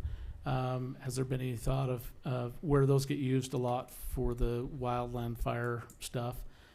Maybe, tucking away a little bit each year from some of that you get to help pay for those brush trucks, since that's kind of what, they're getting used for a lot. Sure, and in the past, we have done that, and you'll see in that plan, that was my plan going forward, is using some of that revenue made on those wildlands to cover the cost difference between the trade-in value of a truck and the new value of the truck. It used to be a little closer. The used market softened up a little bit, although new truck prices aren't going down anywhere. They're just, when we really started this, we were about $40,000 to $45,000 for an F550 4-door. These F350 single cabs that we just purchased for these ambulances were $65,000. So nothing's getting cheaper. So that gap might be a little bigger, but with the revenue being made off wildland, I think we can keep all those brush trucks in a warranty window without any additional cost to the city right now. Yeah, that sounds great. Thanks. Good job. Thank you, Jeremy. Thanks, Chief. Thank you. Awesome, Thanks. thank you. Now we'll go to our friends with the library. I know, that's great. You may not be friends after I talk to you. Mayor, Council, thank you for taking the time to hear what we're dealing with in all of our departments. I really appreciate the service that you're doing to our community and just the time you put in. I know it's a lot, so I'm going to try to make it pretty brief. Looking at the golf courses budget up there when I saw it earlier, I thought, wow, my whole budget is contained within their wages for just the golf course and not the pro shop. So we, by far, have the most modest budget probably that'll be discussed tonight.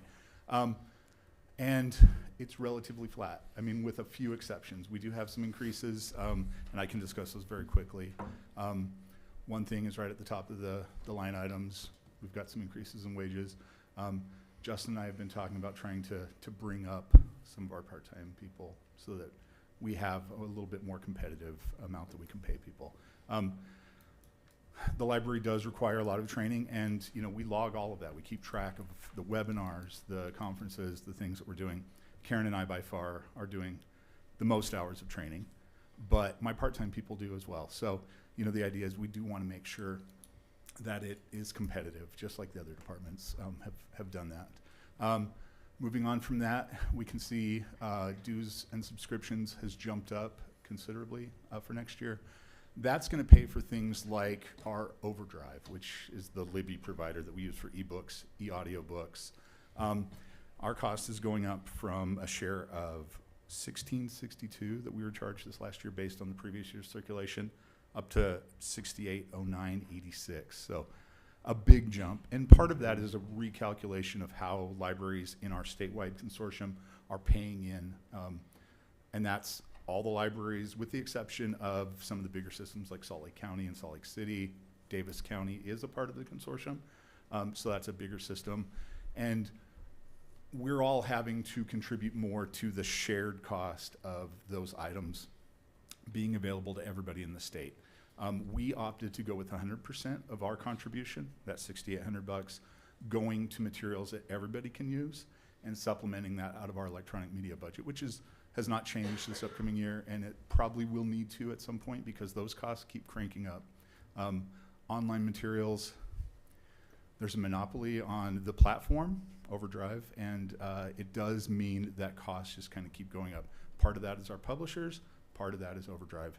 I'm hoping that our overall contribution will stay stable, at least for a couple of years, but we will purchase some materials on top of that overall contribution. So, that's something that we want to eyeball. And it's not a lot of money, maybe, in the grand scheme of things, but it's a jump for us. The other thing in dues and subscriptions will be our cost for Koha, which is our new ILS. You guys have been very riveted, I'm sure, with our weekly reports about the migration. We're hoping to start training in earnest by the end of this week or the first part of next week. We really will be paying almost an equivalent cost per year that we would have been with our old ILS because we were going to have to shift to cloud hosting that, which was going to bump our price up. And the better we weed our collection and kind of bring our collection level down, the better cost we'll get for that. So we're in the process of working on that right now, but it's still relatively modest. We're talking about, I think, $2,400 tops, depending on where we're at going in after the migration. So let's see, programs. Programs, we've asked for an increase. It's not a lot, but we definitely have the numbers to back that up. In fiscal year 22, we had 4,400 people at our programs. Now, of course, this is coming out of COVID, so that's something to keep in mind. But last year we had 9,961 people, so a pretty big bump over 4 years. It could see us probably breaking the 10,000 mark this year. And it's hard because the fiscal year ends at the end of June. We're right in the middle of summer reading, so we'll see some of that reflected in this year's stats, some next year. But program attendance this spring has been up until just recently as the weather has gotten really super nice. That's something that we have to think about. So yeah, we've asked for a little bit more. And another part of that is supplies for programs are costing more. When we're buying everything from snacks for some of the teen programs to craft items, it's all costing more across the board. We're all dealing with that. Travel and training is one other thing we've talked about. It's not a big jump, but we're lucky that Smithfield is encouraging us to pursue training. Karen and I both are trying to keep going to our statewide conference, ULA, Utah Library Association. That's in May every year, so right before the fiscal year ends. But we also are trying to build in money to go to the ARSL conference. That's the Association for Rural and Small Libraries. It is by far the most tailored bit of training that we can get for what we do at our scale for our small communities. I've been the last 2 years because I was able to get grants to help pay for that, but that's not an ongoing thing. So this will help pay for, you know, a couple of plane tickets, some lodging, and enable us to go to that national conference. This year it's in Montgomery, Alabama. Milwaukee will be next year's. So we're trying to build in that expectation. The other big asks that we have, and this is kind of the one big thing, is well, two big things. Furnishings, we see about $12,750. That would be costs for working on one more quadrant of the library with the carpet replacement. We've done all of downstairs now. And really, we initially started with just the goal of getting the children's department because the floor was so messed up that it was a safety issue. That was repaired, we replaced carpet, and we did the rest of the downstairs. The carpet, even in the new part of the building, it's not that old, but it's worn. And that has increased over the last few years. As the program attendance and patron visits have gone up, there's more demand. So we're trying to get a better quality carpet to replace. So that would replace the upper west-hand side of the library, the teen area at this point, down the hall where the paintings are, and then we would leave the old upstairs of the Carnegie part of the building for the next year, hopefully, to get it all complete. Doing this over, you know, a couple of fiscal years, I think, is a reasonable way to try to accomplish that. And minor equipment, we're looking at $4,000. That was what we budgeted this year, but this upcoming year we do need to replace our copier, which we rely on very heavily in the library. We're doing all the flyers, printing things out for programs, and of course using that to scan documents that I'm sending to Justin. So ours has reached the end of its life. Last year, we're keeping it alive, but I can't see it continuing forever. So that's going to be $35.70, I think, is the replacement cost for an equivalent model through Les Olson. So, you know, reasonably modest. And other than that, I don't have any other big changes. Our collection budget, we didn't ask for a difference, but I do see that going up potentially in the near future. Your average hardback has passed the $30 mark. Of course, when we're ordering materials, we're getting a discount through our suppliers generally. Ingram, we get up to a 40% discount depending on the publisher. So it's helpful, but those costs add up very quickly. And so I could definitely see that being something we need to account for maybe next year or the year after. But we're trying to do as much as we can with that amount every year. And this was not a part of our budget narrative, and this might be catching Justin off guard, but at our last library board meeting, we did discuss the need for more meeting space, and we just don't have it in the building we have. Now, we have a new building, new being sort of in quotations, because the extension of the library building was done over 10 years ago. We're already seeing problems with the carpet, obviously, in that. But we don't have dedicated meeting space, and we have increased demand for community groups to meet. We just started a support group for homeschool parents who are meeting at the library once a month. And I'm also hosting meetings for our Northern Cash Cares Coalition, which is an anti-substance abuse coalition that's working through Bear River Health. And I'm just willing, I can't do a lot of work for that coalition at the moment, but I do feel like I can host some meetings. So we do those before we open, but we don't have a conference room. We don't have any dedicated meeting rooms that are sort of cut off from general traffic in the library. So if we try to do anything during the day for a community group, they're going to be interrupted by kids coming in and out of the space. And so if you go to the Logan Library, the new building, or the North Logan Library that's in process right now, dedicated meeting spaces is at the core of that. Because libraries are most people think of them as the place where the books are, which is part of what we do.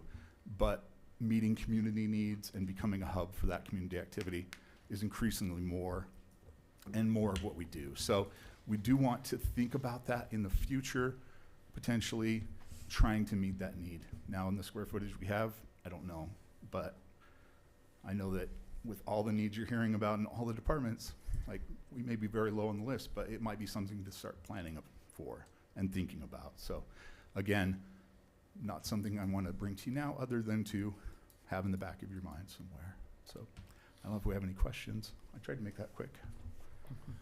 At the bottom of your list, you have a loan agent fee. What does that mean? That is a fee for the financing for the new part of the building. So Is that right, all of our Justin? bonds, that's the Zions Bank that administers those. And that's why you see one like in the admin department, you see one in the library. That's their yearly fee to They take care of oversee everything. our loans. So second that payment goes away, that goes away. Makes sense. Thanks. Just curious what it's about. Yeah, it's been interesting watching the usage of the library go up in terms of the number of patrons, the number of people checking out, the number of books checked out, the usage of Overdrive, the usage for all the programs.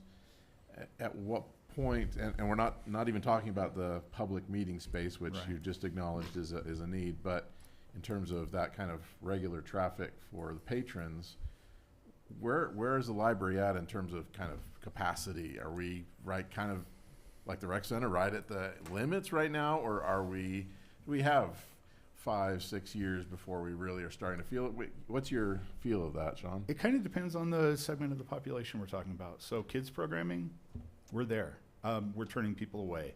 As a matter of fact, we added a new storytime session each week because there was such a demand for one of Karen's story times that we had to just have an extra session. Now, we've experimented with that a couple of different ways over the last few years, but as it is right now, most of the story times, especially in the wintertime when there's no parks, and the weather's cold, we're hitting capacity for some of those.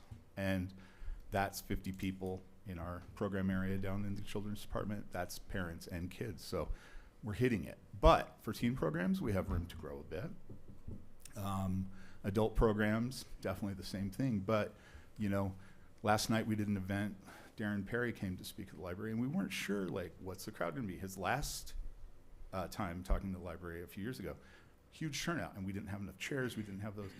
But as it is now, even if we tried to plan for bigger events like that, we don't have storage space for those kinds of things. And we definitely are overflowing right up into the bookshelves, for that. So, for programming, it really does depend. I think for kids programming, though, we're gonna have to be creative, and we're gonna have to maybe just even add more times where families can bring the kids to those things. Some of our STEM programs in the summer, we're able to go outside, and we are currently getting some bids for using our Carnegie gift for a shade for our patio, just to try to take some of those things outside of the building during the warm months. So, we're always cognizant of what's coming. And with the growth in the city, which we all know about, and does include a lot of young families, we always have to think about what's that gonna look like in 5 years, or 2 years, or 10 years. So I wish I could give you a better definite answer, but it does depend a little. Well, nobody's got a better sense of it than you do, so we appreciate your view on it, and love seeing all the offerings and the programs, and the increased usage is just a hallmark of the value that the citizens are seeing right there. So, and we definitely have been putting a lot of work into that and building that sense of community, inviting the public in, and trying to do the promotion and outreach. At a certain point, we have to ask ourselves if that's sustainable. So space will be a big issue before lack of demand will be an issue, for sure. What would you say are the most popular programs that you have running right now? Well, definitely children's programming. Miss Karen is an absolute icon, and those story times for the younger readers. We've also had really stable numbers for things like our elementary book clubs. We have 2 of those. Karen does one for the 1st through 3rd grade, and our teen librarian Jessie does 4th through 6th graders. And that's a good turnout every month. We do those monthly. It's awesome. Our teen programming, our D&D group has been stable for years. We're getting 15 to 20 kids every single Wednesday, year in, year out, through the summer. So those things, that's established. Our, as far as adult programs go, Stitch and Stories, Michelle will read a story while her core group of ladies do, knitting, crocheting, other kinds of handwork. And that is a weekly program, and we're getting 15 to 20 people every single Thursday. So these things are like good, stable things. And then we have one-offs, and those can be inconsistent, but they've been on the up. We've had a couple challenges. We kind of overbooked programming in March, thinking it would be a regular March and it would be cold and people would come inside. Hasn't been quite like that exactly, but we did a seed starting workshop 2 weekends ago. We had 25 people on a Saturday morning, which is kind of unheard of. So these numbers seem modest compared to like those greens fees and everything, right? But for us, it's a huge increase. So we are definitely trying to do everything we can with every dollar. So I hope that answered your question, Chris. Yeah. Thank you. Any others? Thank you, Sean. Yes, thank you so Thank much. you, I Sean. really appreciate you guys and appreciate everything you do for the city. And we'll go to Police and Chief Allen.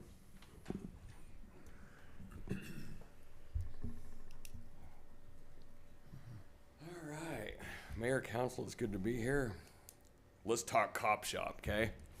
A few of our increases or budget highlights I want to touch on this year is you're gonna notice an increase in police supplies at 610. It's 4,100.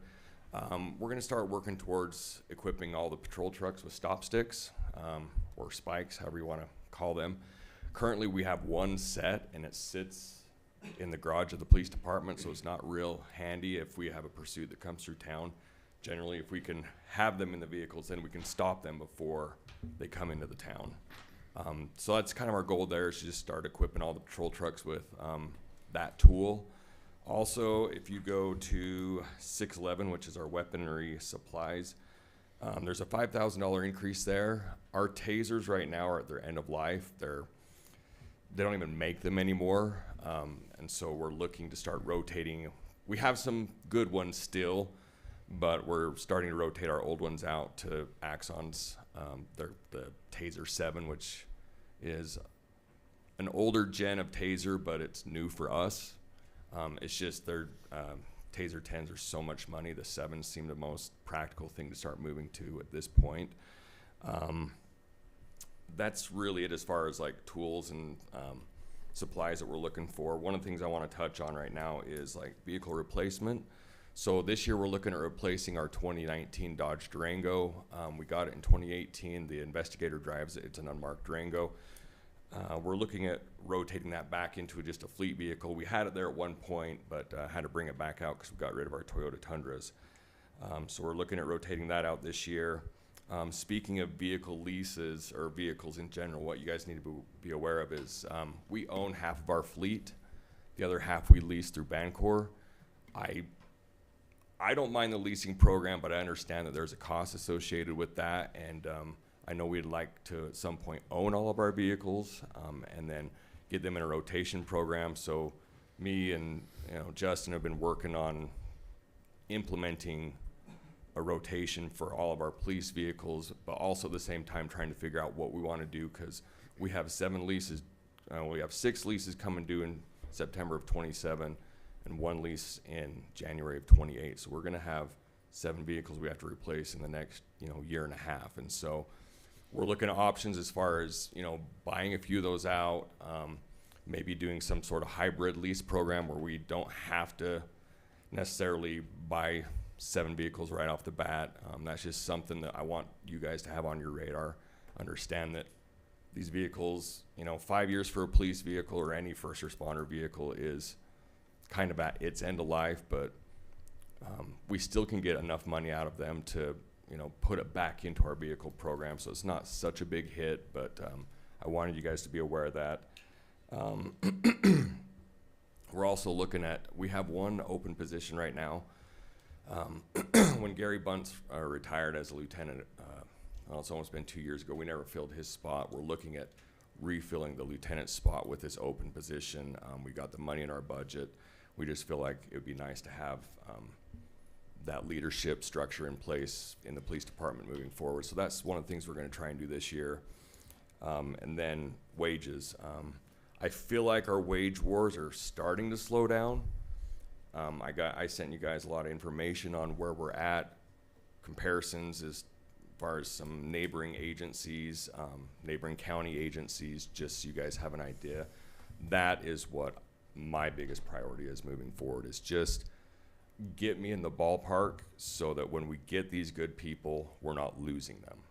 And the sad thing is we have a really good crew now. I would hate to lose them because they can go anywhere and make 10 grand more a year at a neighboring agency, and that's a hard pill to swallow when we take the time to outfit them and train them. And there's a cost to outfit, and there's a cost on the back end when we lose them, and the time energy and money that's put into training these guys. And so that will always be one of my, you know, big issues, is to try to stay, you know, keep up. But like I said, I feel like it's starting to slow down. It's not as crazy as it was a couple of years ago, but we haven't done, or I haven't done a good enough job of keeping up with, you know, our neighboring agencies. And so I feel like that's hurt us. And so that's one of my priorities. And that's really all I have for the police department. So what you're trying to do this year is you want to get your lieutenant out of this year before what, May? Get In somebody this hired fiscal year, yeah. Yeah, so you get that out of the fiscal year, and then we'll continue with the next. Real quick, on the stop sticks, how much are they a piece? They were, I have it written down right here. They're $488 a set, so that gives me roughly 8 sets, and then I'll have 9 with the one I have. And the tasers, how much are they a piece? $2,500 a piece. 2,500 a piece. Mhm. And how many would you need?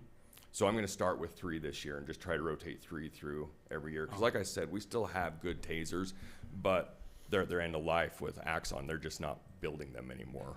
Sure. So basically just get a replacement going program for them, so every year you Correct. do 3, right? Yep. Good job.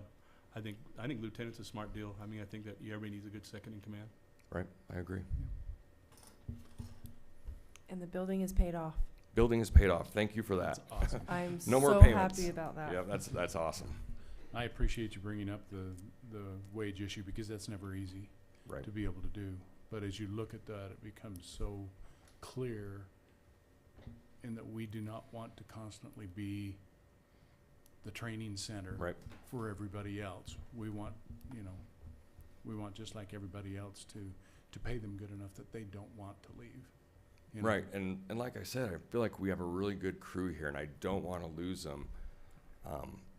So I'll do what I can to try to Yeah. keep our good ones, because, I mean, I hate to say this, but the police department's a high liability department.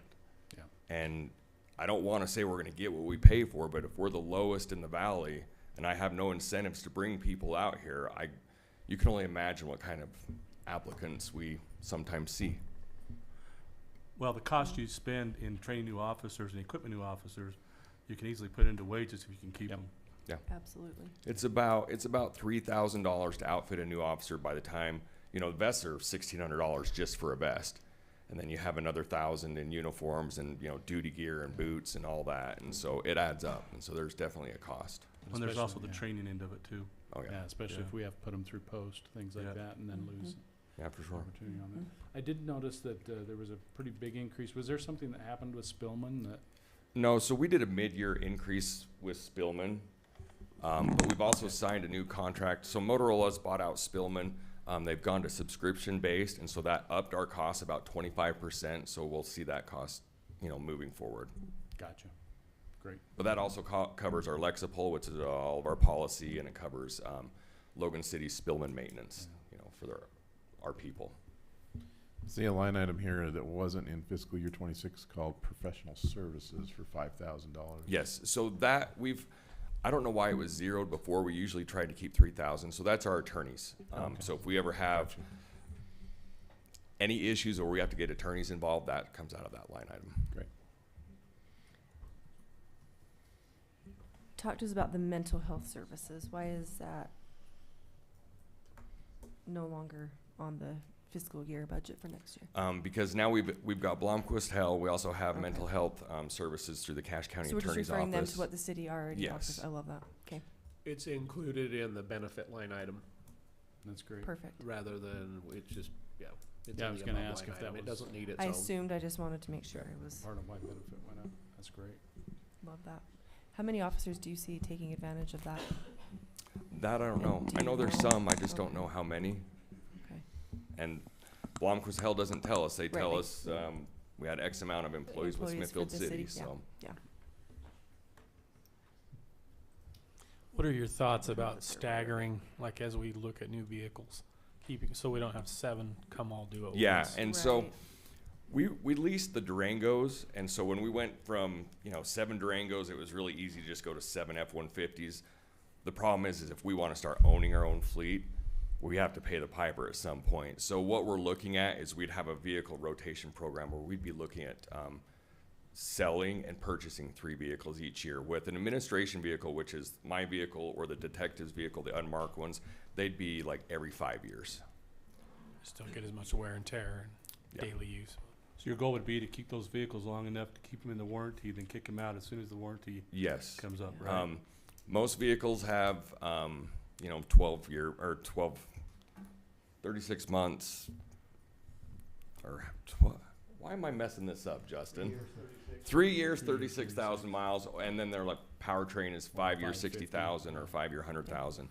I did find out this week, though, that you can buy extended warranties on these vehicles, bumper to bumper, so they would go 5 year, 100,000. That might be something worth looking into if we want to do a 5 year rotation. Otherwise, I'd push for a 3 or a 4 year rotation. Just because, I hate to say it, but every once in a while you do get a lemon. We have a brand new F-150. I've had to put 2 transmissions in. I mean, it happens, and so luckily that's been covered under that drivetrain warranty, so it hasn't cost us anything. But once we get outside of that window, then we're on the hook for it. How much is an extended warranty? I don't know. I was just told yesterday that they offer them. I'd be interested to see how much I that wanted is. I want to say he said it was like $3,000, which That's nothing. would be worth it.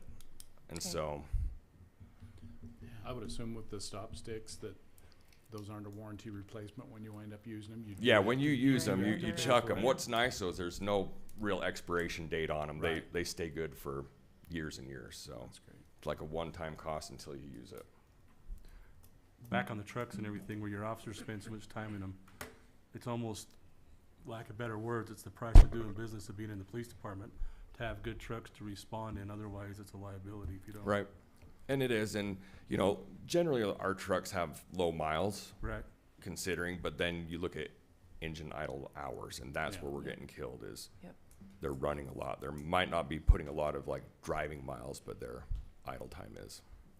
Well, isn't it equate so much time idle equals out to X amount of miles? Yeah, it used to be 1 hour of idle time was roughly 29 miles. I don't know if that's changed, but that's kind of my rule of thumb that I've always gone off of. And so like we rotated, here's a good example. We had a Silverado that had 69,000 miles on it and it blew a motor. The problem was is it had 8,000 idle hours. So I mean, it almost had 300,000 miles on the truck. Interesting. So. How are you in terms of like sidearms, fire, rifles? things We've like that? done really good. So we did our handgun replacements. We did 3 years ago. I try to rotate those every 8 to 10 years. And then we replaced all of our rifles last year. So we're really good as far as like the tools that we need. And that's why I'm starting to look at, the tasers. Our shotguns are all pretty new because we use those as a less lethal option. We've done a really good job of equipping our officers and maintaining it. Now we're kind of to the point though where we have to start rotating and thinking about rotating. Do you think there's a need for any like secondary weapon system like a baton or asp or as So a everybody backup? has the option to carry an asp if they'd like. Some do, some don't. I encourage them to have it because it's just another tool. You have your less lethal shotgun, you have your taser, you might as well have your asp and your sidearm. Like the more tools, the better. Yeah.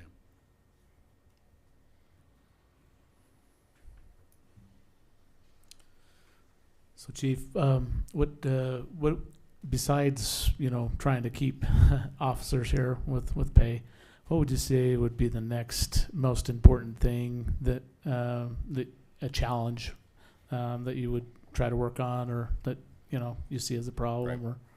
Or Besides pay, because that will Yeah. obviously be number one.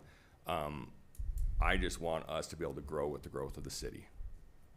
The old FBI standard, which is an old standard, is 1 officer per 1,000 people. We don't need to hold ourselves to that, but it'd be nice to at least have something, a guide. So as we grow, I feel like, and it's not just police department, I think all the departments have to grow with the growth. And I think you guys understand that too. So that would be one of my goals too, is to maintain that so we can still perform at the level of service that the people need. I feel like right now we're doing good. Our response times I feel like are good. Right now we have, 14 full-time officers, and they're responding to 4,000 plus calls for service a year. So there's a need. As that grows, what do you think is the next natural progression for the police department, in service like that? Well, for me, what I'd like to see is I'd like to see growth in like specialty assignments. And whether that's, we have enough traffic here, you could certainly warrant a motor. We have enough going on here that you could probably get, maybe not necessarily a drug dog, but some sort of canine, which would be a drug dog, could be emotional, could be a lot of useful things. SROs would be good. And I don't know if Chad would ever consider letting us take schools, but just assignments would be nice. At one point we had guys on the SWAT team, but that kind of went away. So if I could help offer these, our employees some additional, assignments that they could take on and have some investment in the police department, I think that helps too. That'd be fantastic. How cool would it be to have a motorcade for Smithfield? Well, if we have a motor, I'm riding it, so. I hear you're gonna be fighting Justin Bennett for that. Right, I'll be fighting all of them for it, but they're such a good PR tool, but they're also great for traffic enforcement, right? Like Parades, yeah. Yep. Quick response, yeah. Yep. So we have bikes. I'll be on a bike for the Easter egg hunt. So if you want to see this in a pair of spandex, like we have things, but we just don't have people certified in those things yet. So I'd like to start working towards some more specialty assignments. I can't always guarantee upward mobility. Like we have a fairly young command staff, but if there's other options that we could offer, that'd be nice. That's smart. Keeps them interested and keeps them not doing the mundane thing every Right, day. and it's like money's a thing, but if you love where you work and you've got some investment and some buy-in, that's why I say if I can get in the ballpark and we can do other things, we're not necessarily, hopefully, losing people. Multiple Absolutely. people Yeah. with their own particular niche, it really Yeah. makes a difference. I love that. Absolutely. Yeah, I love that too. That's what keeps people, I think, Mhm. is having an interest in some of the things that they're doing. Right. If they can't have as much pay, but they're excited about their job. Yeah. Sometimes pay isn't always everything. Absolutely. But loving their Growth job means is more than is a that. huge thing. Yep, I agree. Yeah. So, Good job, sir. okay. Thank you Thank guys. you. Thanks so Thank much, Thanks. Chief. you. Appreciate it. Tell your guys good job too, would you? Okay, will do. And last but not least, the one with the most departments and coverage of all. All right, here we go. Your big denial stands out. Oh, we have it already. Well, good evening, Mayor, Council. Thanks for taking the time and listening to all of our budgets. I'm going to start out with some of the projects I want to kind of do this coming budget year, then move into some equipment and some other things that we're going to need in the future. One of the water projects we want to do is just upsize an 1.5-inch main line to a 1-inch main on 400 West, 400 North, or 4th West, 400 North to 4th South. Just way undersized line, 1.5 inches. It needs to be an 8-inch line. Another one is upsizing a main line from a 5-inch to an 8-inch on 200 West from 100 North to Center Street. We just had that big leak under the highway you seen there. It's an old 5-inch steel line that rotted out several different times right there in that intersection. It was a nightmare to replace. It's all the way down that. We just want to continue that to the south under the creek there. You kind of wanted to talk about the other big projects there, but so the asphalt driveway to the booster station on 400 North. If you guys have noticed out there on 400 North and 300 East, we put that little building that's going to be able to boost the zone 5. It'll move it up to zone 3 and 4. That's how it goes, right, Clay? We've talked about this. Okay. Anyway, we talk about the zones different You're up ways. next, Clay. Yeah. we'll talk about zone 1, 2, and 3, and 4, and 5, and then we'll go backwards. Yeah, anywho, it'll be able to boost it from this lower zone where we have 2 great wells down in this lower zone to the upper zones. So we'll be able to move water.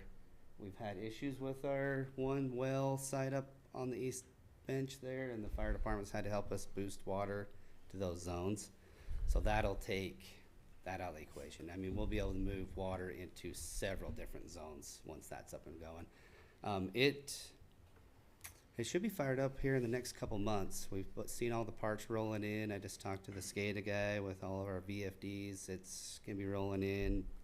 Piping, pumps start showing up, so. So basically you can shift water to the demand that you need to have with the pressure, is that right? Correct, or in areas that need the water, where they're struggling. You know, if we lost that well up on that upper east side and then we only are feeding by springs, we can't sustain. So we have to move water up there, so that, and it's happened several different times where that wells went down for numerous different reasons. We just put a new motor on it, just a couple weeks ago, so, and it's up and running good, so. Will that be an automatic thing, like if the pressure reduces, that it automatically turns the pump on to shift them into demand? Yes, it is. It'll be gallons per minute in that area with that booster station, so, but, yeah. Awesome. But we need to put a new driveway up there to finish the project.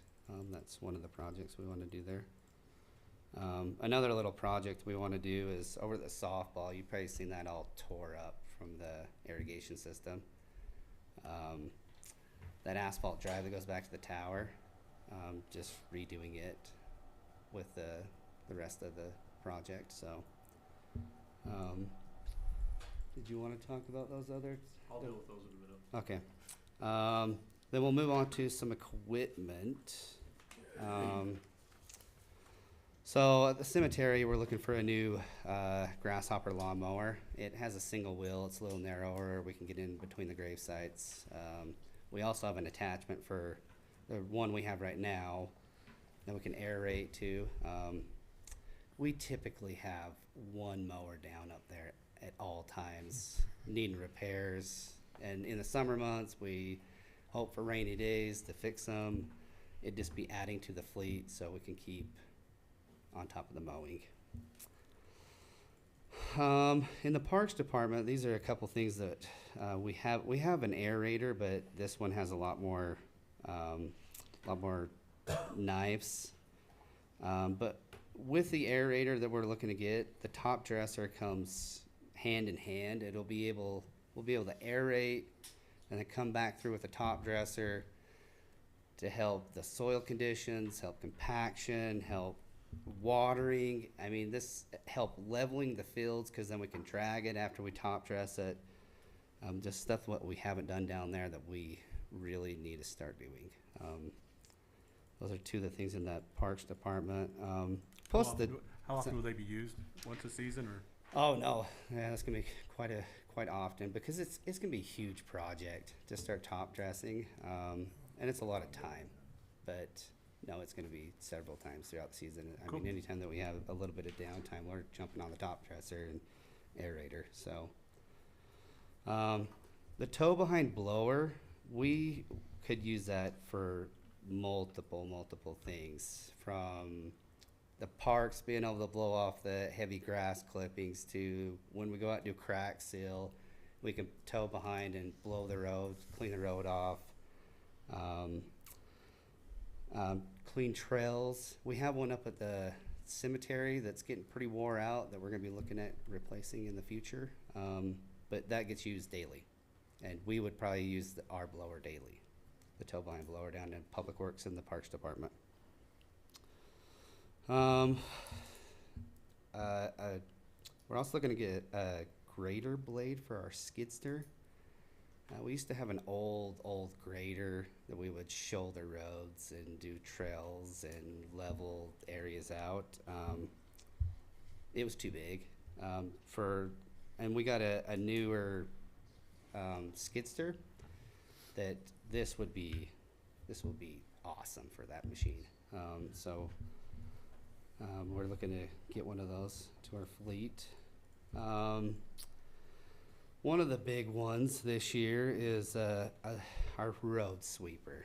We bought one, it would probably be 2018. It was a couple of years old. I think it was a smooth salesman that sold it to us. It doesn't go very fast. You know where we have to dump is out north of the Parsons old batch plant out there on the north end. We have to drive it up there. It only does like 30 miles an hour. So we have to jump out on the highway, try to stay off the highway, but if you're clear on the south end, it's, yeah. And then it's undersized for us. It's European made, so we are struggling for parts. When that thing goes down, it's down for months. We got to take it to a mechanic, and then we're trying to find parts, or we're trying to repair it. We need to go back to something that's more reliable, it's bigger, that's we can get a lot more done with. It is a very big ticket item there, though. And then we looked at trading it in. We paid a couple $100,000 for that thing in 2018, 2020. No one wants it. They said $20,000 for it, so we're gonna have to keep it in the fleet and be able to use it. It's great for parking lots, smaller areas, but it's something that we need to move to a little bit better machine.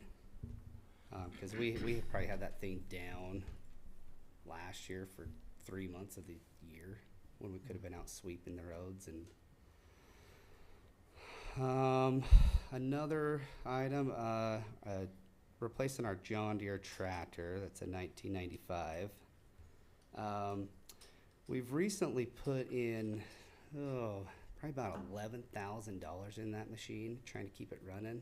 Transmission work, motor work, hydraulic work. We're still putting money into it.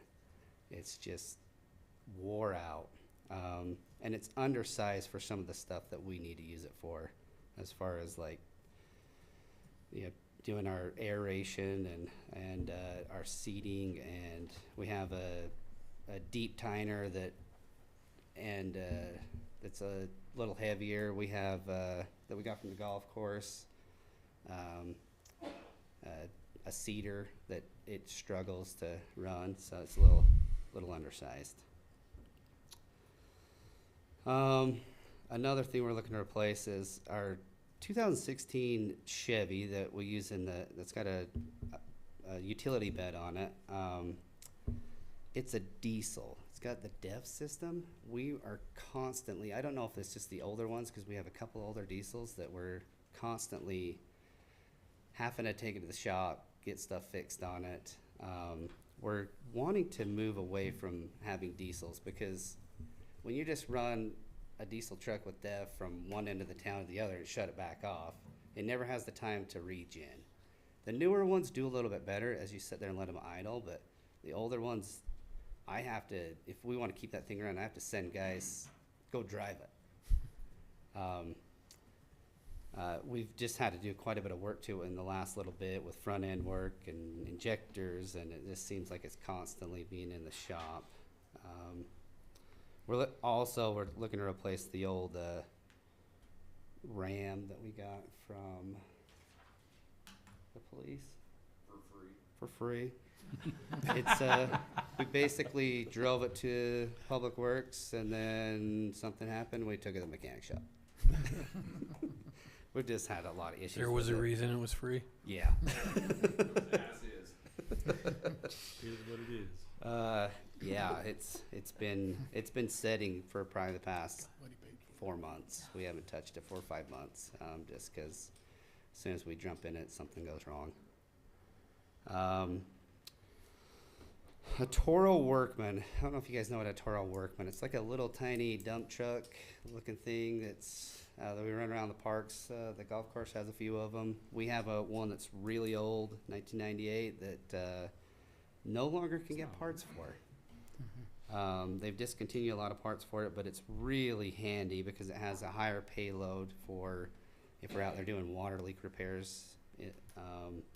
Then we can use it to tow some of our other equipment. It's got the dump bed on it. Yeah, it's they're really handy piece of equipment. And the one we've just been trying to keep it alive. Now we're just trying to buy car parts to try to keep it running, and because Toro's discontinued all the parts for it. Another pretty big ticket item on there that we're looking to get that we've never had is a sewer camera. A sewer camera would be handy. You know, when we have a sewer backup, we'll go run the jetter down it and we'll pull through whatever's there, but we don't know what caused that backup. Was it collapsing in the pipe? What was the issue? We've never had the capability. If we want any cammering done, we've always hired it through a third-party company.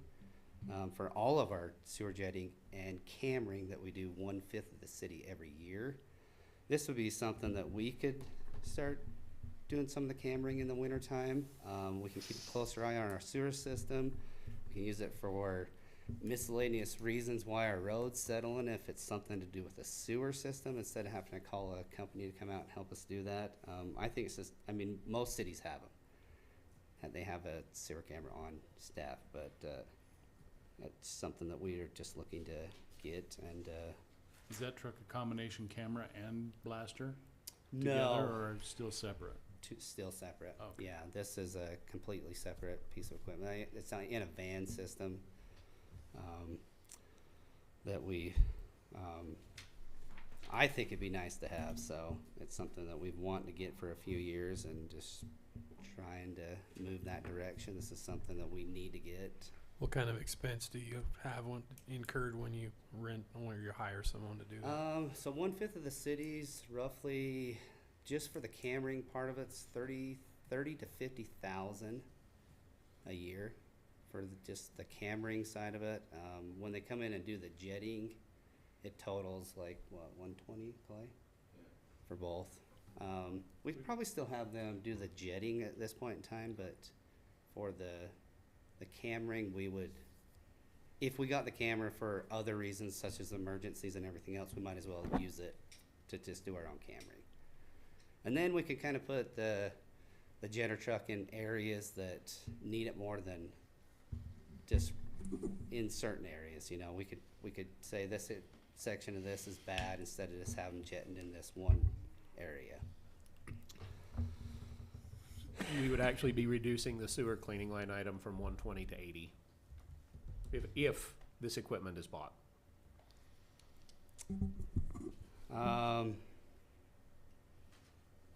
Some of the future things that we want to, well, I guess we want to talk about, so the Mini X last year we talked about trading it in, and we're looking to do it again because it's still got some pretty decent value.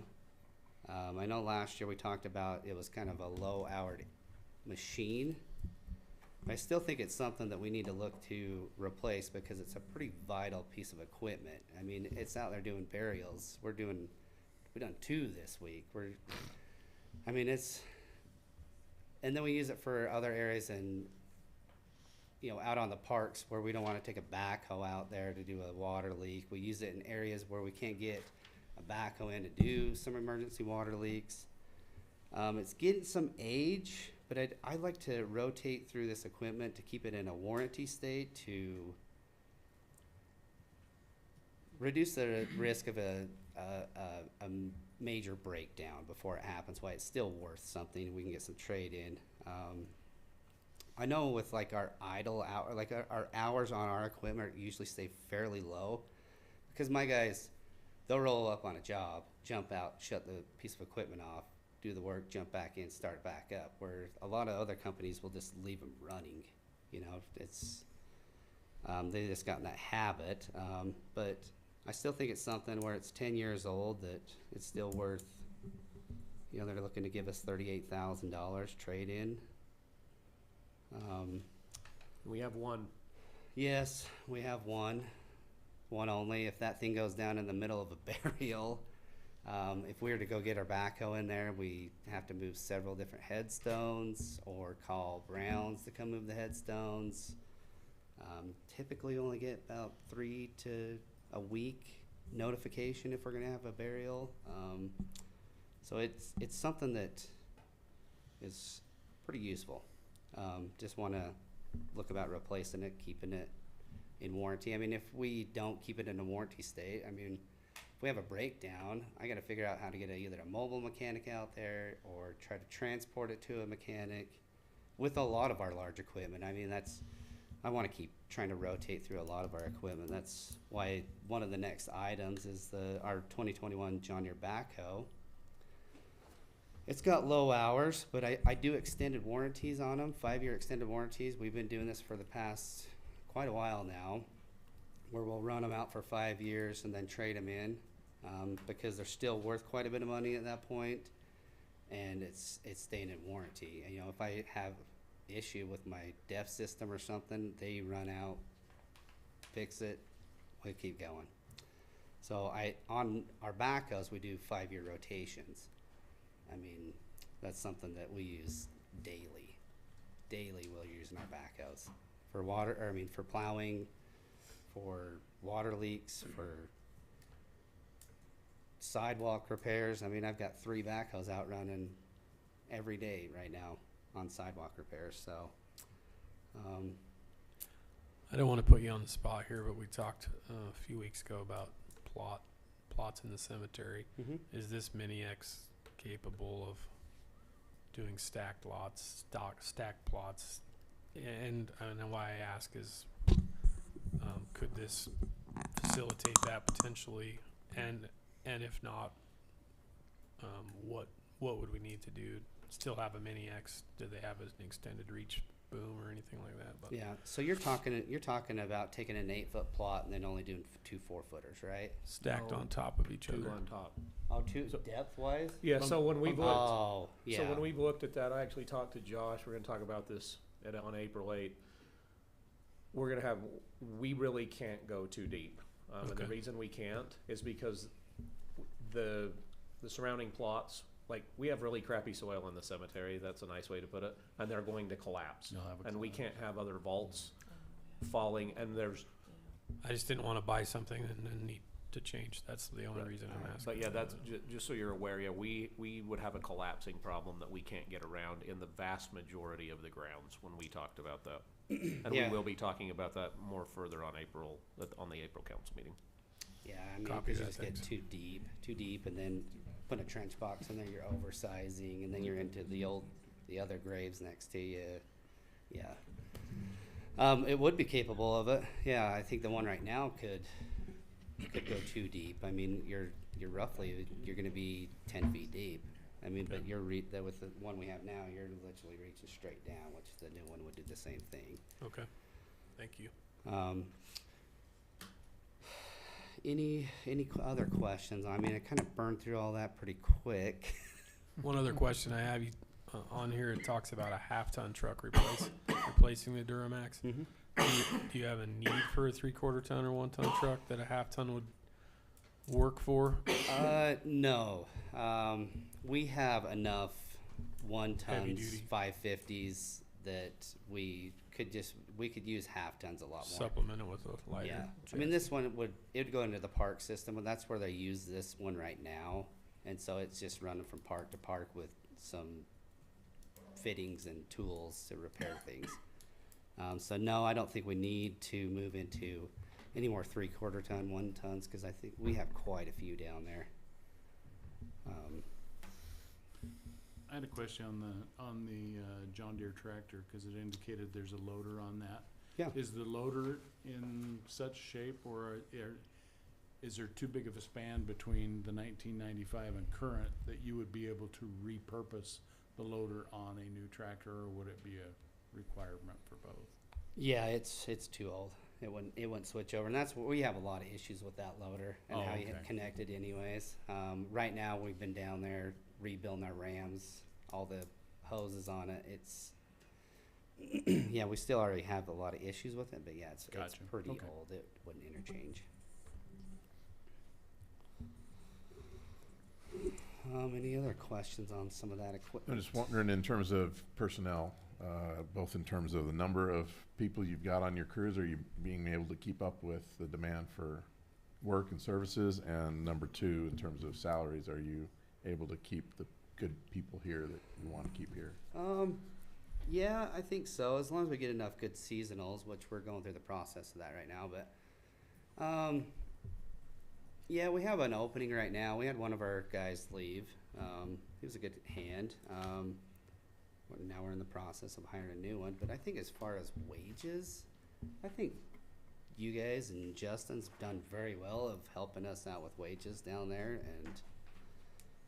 And I think some of the guys just want to leave for better opportunities. I mean, they're always out there. But as far as personnel staff, I think we're good. I think in real short time, we're going to have to start adding more, though. Just because of state implications that we're going to have to do and more water leaks that we're having. Our infrastructure's just getting older. It's we're wanting to do more with the parks and bring them back up to where we think they should be. And in time, yeah, I think we're going to have to look at some more staff, I think real soon. But right now, I think we're handling it. So. Okay, great. Were we able to save a significant amount of money due to the dryness of this winter as far as plow and that kind of things? Yes. Yeah, fuel, wear and tear, salt. I didn't go through near as much salt. I have to sign a contract with Compass Materials that we get our white salt, and they make me sign a contract for a certain amount of tonnage, and I have to hit 80%. It's either we have to pay 80% or we use 80%. And I just stuffed our bays as chuck full as we could. But we hit that 80%. So, but our bays down there is good for next year. So yes, we saved quite a bit of money on that. Good. How are we doing in terms of buildings, storage for all this equipment and supplies and workshops? Where are you at there? Are we starting to kind of push at the seams a little bit? Oh, we're over the seams. Seems we're way behind you, right? Okay. Yeah, we keep. That's one of the things we want to talk about is adding a storage bay. I mean, we have $600,000 of machinery that's set outside under tarps because we don't have places to put it. So we really need to add some more storage down there for sure. We did look at a cost of a 11 bay storage down there. It was like right around $400,000. So it is something that we really need to look to in the next year or two. I mean, because all of our machinery we can't stuff inside. We're throwing tarps on it. We're using the civic centers, bays, all those bays back there, everywhere we can put stuff. So are you kind of wanting a single large storage facility? Is that a kind of a big warehouse barn kind of operation, or are you looking at multiple smaller units in different locations so it's closer to parks, or like what's your thinking on that direction?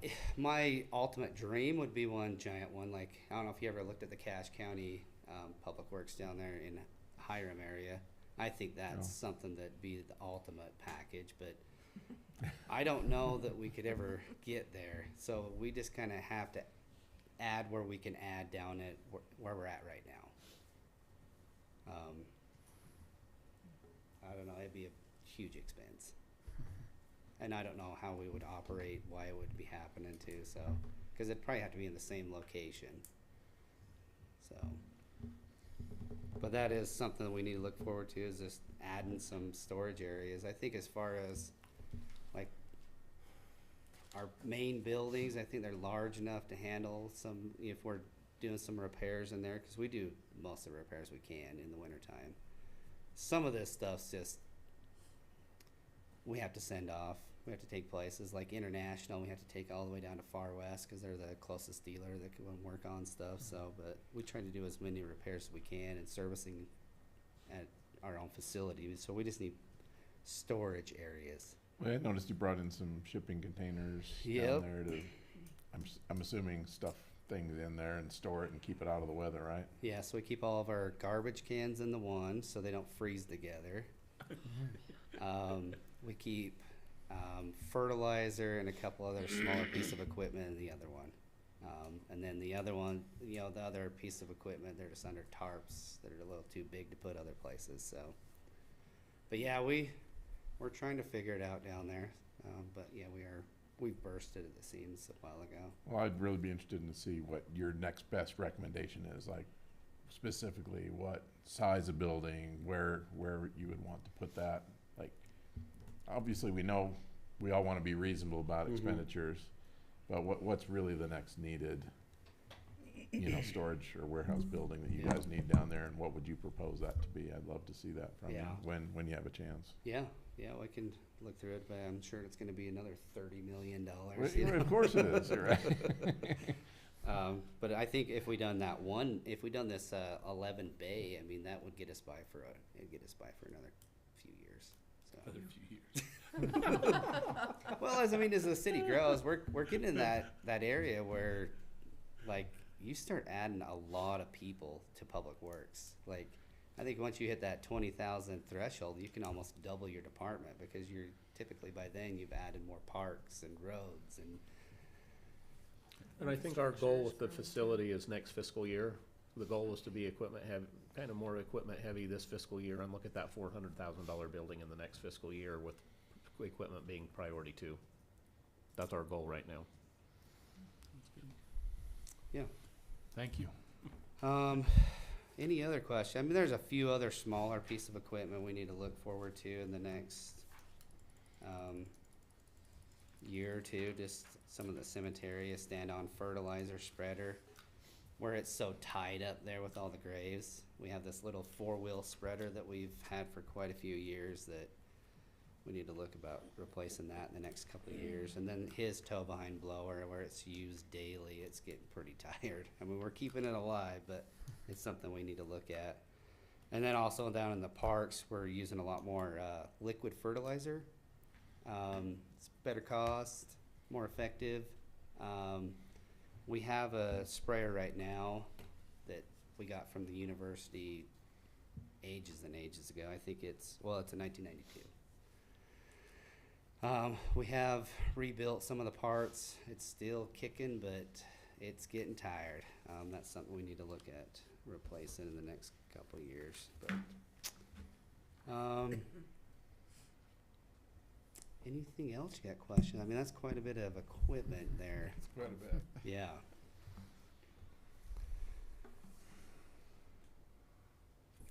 Appreciate what you're doing. Thank you. Yeah, keep up the good Lot work. to keep Thank you. track of. Yeah, there's a lot of moving parts down there. We're trying our best. We're really moving a lot on the where we got such good weather with the sidewalk repairs.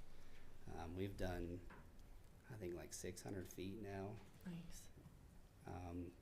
I think to hit our budgeted expenditure is gonna be right around 2,500 feet this year, so we should have quite a bit done. It's a lot of work, though. I mean, it's not just pulling out the concrete. It's sprinkler repairs and lawn repairs and our driveway repairs, and but we're staying busy doing it, and we're making a good dent in it. We're gonna hopefully have a big chunk of it. Well, we will have a big chunk of it done this year, so. Yeah, that and water leaks nonstop. Just got 2 this week, so. And phone calls for me. Yeah. Come do this. Help us with this. Building Yep. afloat. That's what we're there for, is keeping this I city got a quick running. question, and I don't know if it's for you or Clay, but what's the normal pressure supposed to be when it's reaching the homes and things like that? Like, you've talked about obviously putting in boosters so we can make sure we can reach places. I'm assuming we've got some pressure reducers in different places in the city or whatever. What's the max? I mean, I don't know. I've had a couple of different people around. I'm trying to think, kind of over by the cemetery, that I just mentioned that it seemed like their pressure had gone up like really high, and they weren't sure why. Do you mind if I answer? Yeah, you can answer. Fire code requires 40 PSI. That's static. So if everyone on the line's using water, you still have to have the 40 PSI. So our ranges, as Josh mentioned, the PRVs, which it sounds like I'll be sending a map out sometime next week with all the different zones. The lowest one we have, the lowest pressure in all the city is up at the top of Summit Drive, and it is consistently 45. Yeah. We have some that are higher, that are actually up where Jen lives. You can get up around 125. Building code requires that you put in a home PRV now. So it doesn't matter what your pressure is, you can regulate it, and that's building code. I'm hoping Josh takes a minute and explains why the cemetery had higher pressures. He had a problem. It took him a couple of days to get it all taken care of. He did it immediately, so there wasn't any problem with fire flow or fire pressure, but he did have to spend a couple of days with him and his crews fixing that, and they should be back to normal now.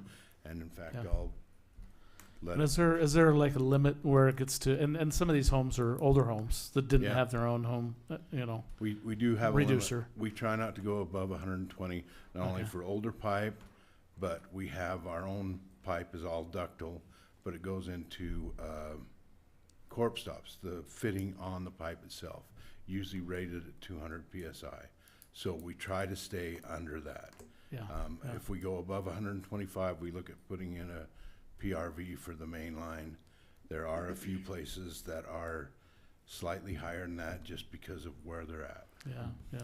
In this instance, I think they were up like 160. Yeah, we had an issue with the but that's PR probably, yeah. you can probably explain.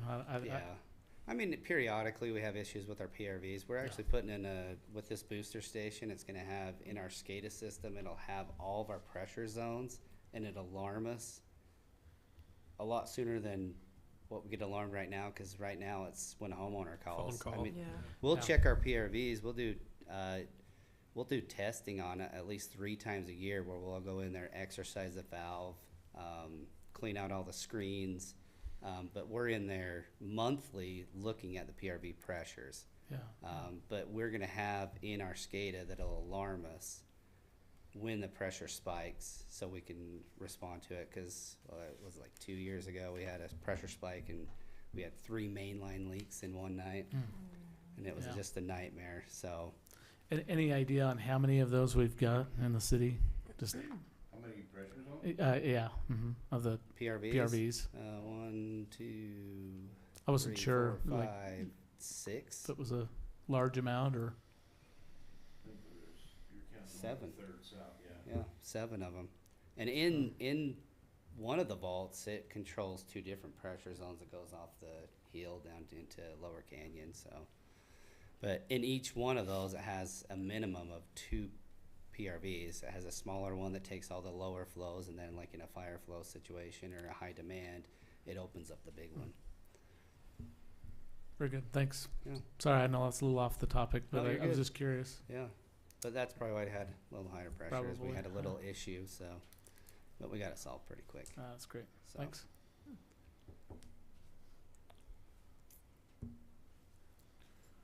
Anything else? Thank you so much. Thank you for all you do. Thank you. Yeah, thank you Thanks so guys. much. Appreciate it. Good job, Josh. Now we're gonna make you stare at ceiling tiles and be bored. That's the whole goal for the rest of this meeting. Just a few things, council. We're gonna kind of go through a few. We talked about wage increases, 3.5% for cost of living. Where did that come from? We looked at the state of Utah for 2025 to see where inflation was. Depending on where you read it, looked like it was 3.25 to 3.5. We saw one as low as 2.75. We saw some as high as 4.5. We felt that when you took the average, it was right in that 3.25 to 3.5. So that's where the 3.5 comes from. The other 2% that we've included, we're asking for so that the department heads have some discretion of those that they have that are rock stars that can get more. We would like them to have the ability, where appropriate, to be able to allocate some of that. Where's that 2%? It's just off of their total wages is where we're coming up from that for each department, is where that's based. No new full-time positions would be created, but we have several open positions that we would fill. We have an open position, in police, fire, public works, so we would be looking at filling those, but we would not be looking at adding new positions. One thing I would like to point out, been talking to Josh, if we don't keep up to date on our equipment, we are going to have to hire a mechanic. We do not have a individual, an expert mechanic on staff. We have a lot of guys that can repair a lot of stuff, and they do the best they can. We made some phone calls. Light equipment vehicles, the average wage is going to be $35 to $40 an hour for a good mechanic plus benefits, so you would be over 100,000. We talked to a heavy truck, semi, loader type mechanic to see what that shop pays. They said to have a really good mechanic is $40 to $45 an hour. But the problem is there's no master of you can't go out and find a master mechanic that can fix everything. So does that Mini X have few hours? It does. If we lose that Mini X with a bad transmission or an engine, we're out everything. Plus, now we've got to try and find a rental or someone else to come and do it. There is a debate on the number of hours on that Mini, but we feel like that Mini is one piece of equipment that we cannot live without. We found out from Wheeler to even go in their shop to be diagnosed is a minimum of $800. And we like that 5-year warranty. We don't want to run on the edge of having that stuff go down. Everything's subject to change. The council doesn't approve of it. Of course, we'll pull it out. All of the equipment presented tonight, not one of it would be a lease or a loan. Every bit of it would be paid in cash as proposed. So please keep that in mind as we go forward. Buildings, we have a building problem. We have a lot of aging buildings, and we don't spend money on our buildings. We only spend when we have to. We don't wait, if we wait till the furnace breaks. We wait till, right now, we have a problem with, if you look at the historic cabin, the roof is coming off. All the shingles are curled. We need to get a bid on that. We did not have a bid in time for this meeting, so it's not in there. The cabin is a problem. We have a senior center that needs a new roof that has a problem, has a log problem. We have not budgeted anything for it. We have a youth center and a civic center that are aging. We have the Douglas Mercantile Museum that is aging. Plus, when you look at the golf course, the rec center, the city office, the fire station, and the PD, they're all getting decades old. They're no longer young anymore, and they're going to take money. We have not allocated a lot of money over time for those buildings. That is a fact. Interestingly enough, I don't know if you know this, but the city actually has to pay utilities on every building we own. Let me tell you what that means. So like the police station, the general fund, the police department is in the general fund. The police station actually has to pay a monthly water and sewer bill. Don't know if you knew that, but it is mandated by a state auditor. Every one of those buildings is paying. So when that Douglas Mercantile building comes online, there will actually be a monthly utility bill to go along with Questar and Rocky Mountain Power. There's actually going to be a city bill for that now has to be covered, that hasn't been covered in the past. So that's just a little tidbit. We are hoping, as this fiscal year wraps up, that revenue keeps strong, and we've got some expenses down. We want to look and see if it's at all possible to pay off a couple of those lease payments on those trucks. That's our goal. If we can somehow pull that off, we won't know for the next couple of months, but that is one thing. If we have funding that we would bring back for your consideration, is to hopefully pay off a couple of those sooner than later. As you look at the budget itself, Council, you've seen a lot of wants, needs, long-term, short-term. But as we look at the budget itself, I just want to point out a couple of things. When it says fiscal year 2026, that is the starting budget. That is not the amended budget from December. So when you're looking at what was adopted for FY26, you're looking at what's proposed for 27. Few items there that I want to point out. The property tax number is going to change. The county doesn't have that information yet. We don't know with growth where that number will go. We don't know what we're going to propose in that regard. Please keep in mind that number is subject to change. Sales tax is strong, but is very volatile. When you look at franchise tax would be Comcast and Google Fiber. Energy is Enbridge, formerly Questar, and Rocky Mountain Power. The fee in lieu of tax is like vehicles, boats, trailers. It is not property tax. RAPS tax, we have a 0 in there right now, waiting till the end of May to see what's approved or not approved and how much. We anticipate we'll get approval there, and we'll add those numbers in at that time, so it's a blank right now. Mass transit tax is a pass-through tax. We don't actually get that money and we don't pay it out. It goes to the transit district. We have to record that on our financials as an in and an out. So it's exact amount in, exact amount out. Local road tax is a dedicated tax, very similar to Class C. Local road tax can only be used for certain items, such as roads, but it does allow in local road tax signage. Last year, you'll know, last year we did a couple of bridges with some local road tax money we had been saving. But when you look at Class C road funds are for roads and drainage. That's one of Clay's biggest priorities is roads and drainage. It is a dedicated fund, like you can't, it's only for roads. Rural transportation and the Rural Transportation Infrastructure Fund is also for roads, and it is dedicated. So we have the same amount of revenue as we have the same amount of expense. Typically, we've been saving that for big projects, like Clay right now is working on 9th South from 120 or 100 East to 250 East. That's where that money would come through. If you look at the central dispatch fee, that's the 911 fee on your monthly utility bill. That's a pass-through that we pay to Logan City. When we look at across the board at some of the expenses, and you see benefits, what benefits consist of are health insurance, dental, vision, retirement, workers' comp, short-term, long-term disability, as well as mental health. Those are all rolled into that line item. My number one concern at this point is absolutely health insurance. We are on a July through June. That process is starting right now to come up with a renewal. It scares me. Health insurance is awful. I don't know any other way to say it. That it's going to increase. It's just a matter of how much. We're hoping for a really good number, but we have an unknown. So depending on what that number comes in may require us to change a lot of things we're proposing tonight based on how that plays out. Interest has been very good. Interest is bad on a personal level for a mortgage. Interest is really good for the city. We're doing well on interest revenue across all funds.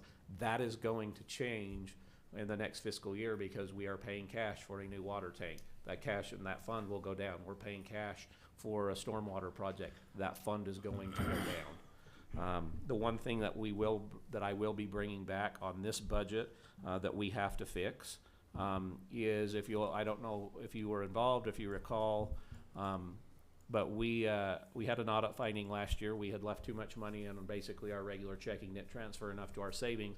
So the interest in our general fund is actually going to go down because the interest in our capital improvement fund is going to go up. So we're not losing, but it's going to be in a different fund. When you look at some of the funds as we go across here, the youth council, just a super small increase. When you look at court, what is court? That is the prosecutor. We have to pay that. We also have to pay the public defender. So that's what the court is. When you look at admin, when you see bank fees, those are credit and debit card fees. They go up every year, and they will just go up forever. The percentage, like we've tried to work with a broker and stuff, but everyone wants to pay with credit and debit card. Those numbers have just gone up historically year after year. I would like to point out in the admin fund, we had a request to have the Storybook Festival be all by itself. So we have the Arts Council proposed at $3,000, and we have the Storybook Festival all by itself at $5,000. Is the request that was made there.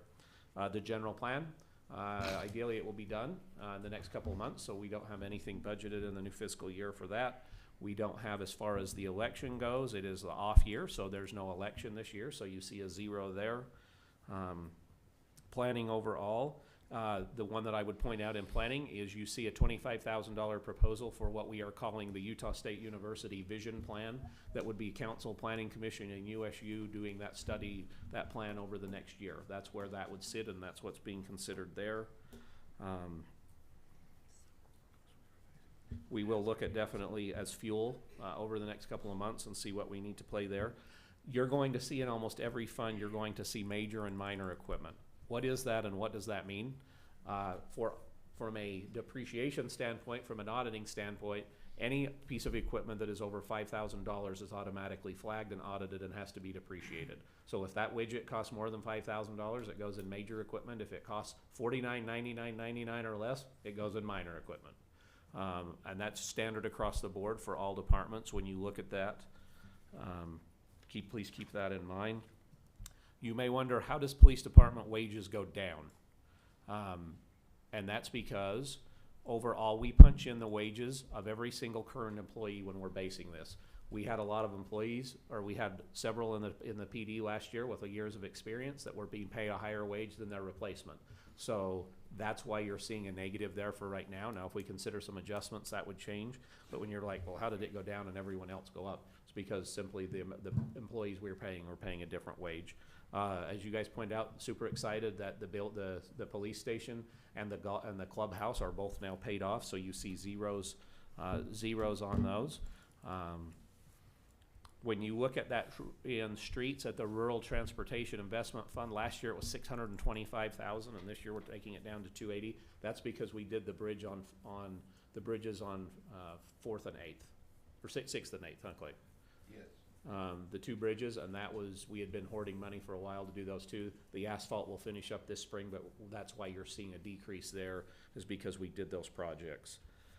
When you look down in public safety and see a $5,000 increase for the supply line item, that $5,000 we apply for a grant every year. There's no guaranteed we're going to get it, but it's $5,000. If we get it, great, but we feel like we have to leave that in there. That's for glasses, earplugs, vests. So grant or no grant, we will apply, but we want to figure that in there and include that no matter what.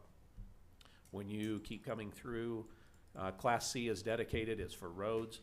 The central dispatch fee, you see the money going in and the money going out.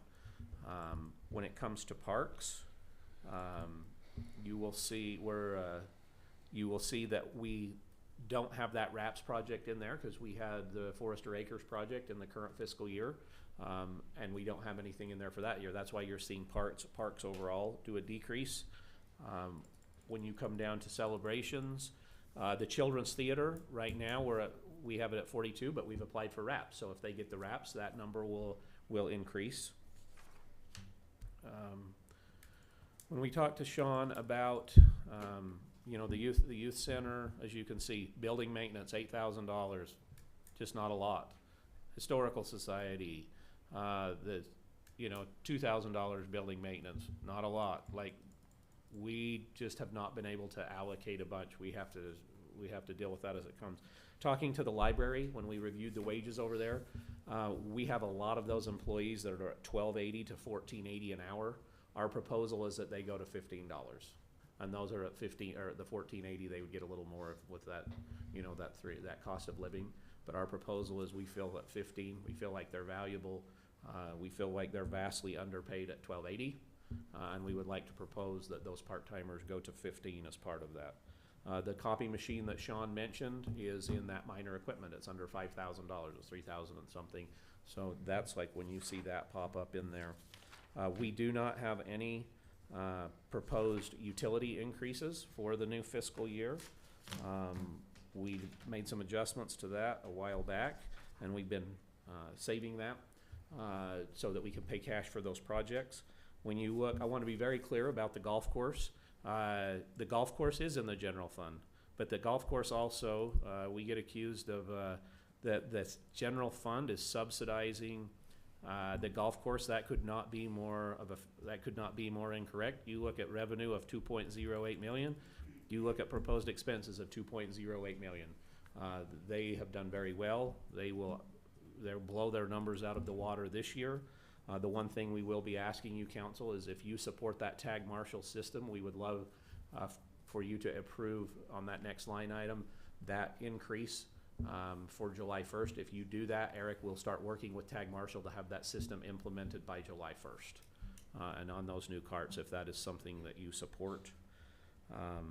When you look like at theirs, the major equipment is the 9 carts, the bed knife grinder. That's where all of that stuff over $5,000 goes. And then, as Zach mentioned, capital improvements. We're sitting on that capital improvement line item waiting to see if those RAPS projects come in.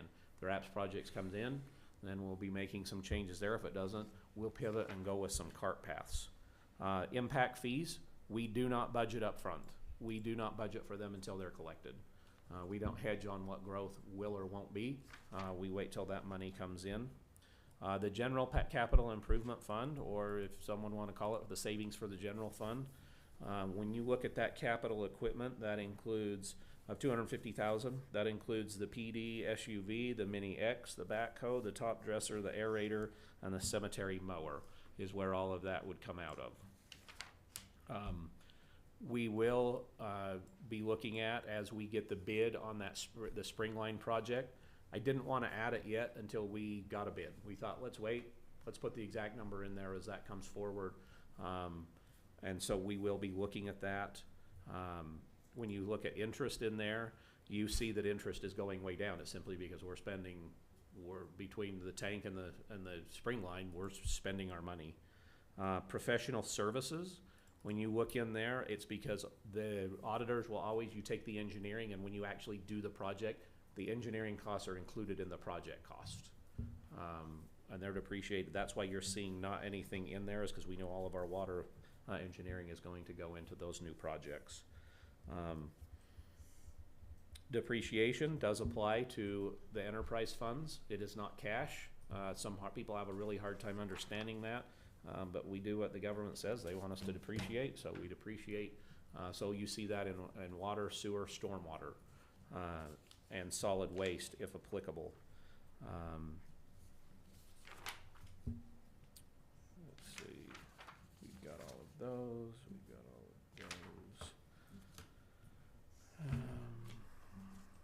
And at this point, council, we're not a little city council. You already know that, but when we hear that we're Mayberry or we want to go back in time, we're past that. We're at a minimum, and this number is going to go up when we add in those projects. We're at a minimum 23 million. We're probably going to push the 27 to $30 million budget, like we are this year when this thing wraps up and we ask for approval. I think our department heads do a lot, considering that we've tried to be really frugal tonight, council, not ask for everything under the sun. Are there things that can change? 100%. Do we look forward to what you guys want to see? 100%. But we've tried not to be greedy. We've tried to be reasonable. There was a lot of things shot down that didn't even make this list. You can ask Josh what I did when he walked in with his very first list. I actually told him to turn around and walk back out. He could come back when he was more reasonable. We had a good laugh about it. But no, like overall, the department heads, guys, we've tried to be really reasonable. We've tried to not increase, plan short-term, plan long-term. We have real concerns with fire. Those are million-dollar problems, multi-million-dollar problems, and how do we deal with that? We look at, or want to look at some vehicle leases. You guys know, I do not support leases. I do not support the interest. I will do everything we can to try and cash those out until you tell me different, and have a different path. I would love to cash out rotate some of those every so many years with public works, with fire, with police. I would really like to avoid the leases where we can. If that's something you support, I'll certainly pivot to that. It's just not something I do. I don't like the interest. If we can avoid interest, I want to. I've been really proud about us trying to avoid interest and not bond since 2015 for the library. And we'll look and see how this spring line plays out. Make no promises there. We talked about that all along, what may or may not happen there. Clay's working right now with, on phase 1 of the stormwater project. That bid opening is on April 2nd. We're really curious to see where that number comes in. There are a lot of contractors that picked up those plans. We're curious to see how that comes in. We've told them it has to be done by June 30th in this fiscal year. And we're based on how that project comes in, we can come up with an estimate for phase 2 for the next fiscal year. The plan is, council, as we move forward with this, to bring changes back to you as we go in April, May, and then ultimately to June. We would love to know your thoughts, what you support, what you don't support, like the tag marshal. If you're okay with that, we would love to get that ball. That's the only item right now that has any sense of urgency. It doesn't have to be decided tonight, but that is a big project to get that thing going and actually in by July. And we feel like where we're automatically covering the cost with the increase, that with your blessing, we would like to start that ball rolling. Everything else is, council, have we missed anything that you wanted to see? The one that I do want to talk about that is in there, kind of an elephant in the room for some of the city. We're going to go back and point that out so it's very clear. When you look at the streets, A is sidewalks. where are we at with sidewalks? What are we doing with sidewalks? So when you look at sidewalks, we started off with 50,000 last year, which was the most we've ever started off. In the past, it had only been like 30,000. 30,000 doesn't do anything with sidewalks anymore. We took it to 50. This year, we're proposing to go to 100. But I want to be clear, going to 100 as currently planned is not including anything for the missing sidewalk associated with those walking to Sunrise Elementary. We're waiting on the school district to see what their plans are. We're waiting to see what we can come up with. So at this time, we have not included anything for that project. We'll see how you guys feel about that as information is gathered from the school district and how and if you want to proceed. So that 100,000 does not include any for that project.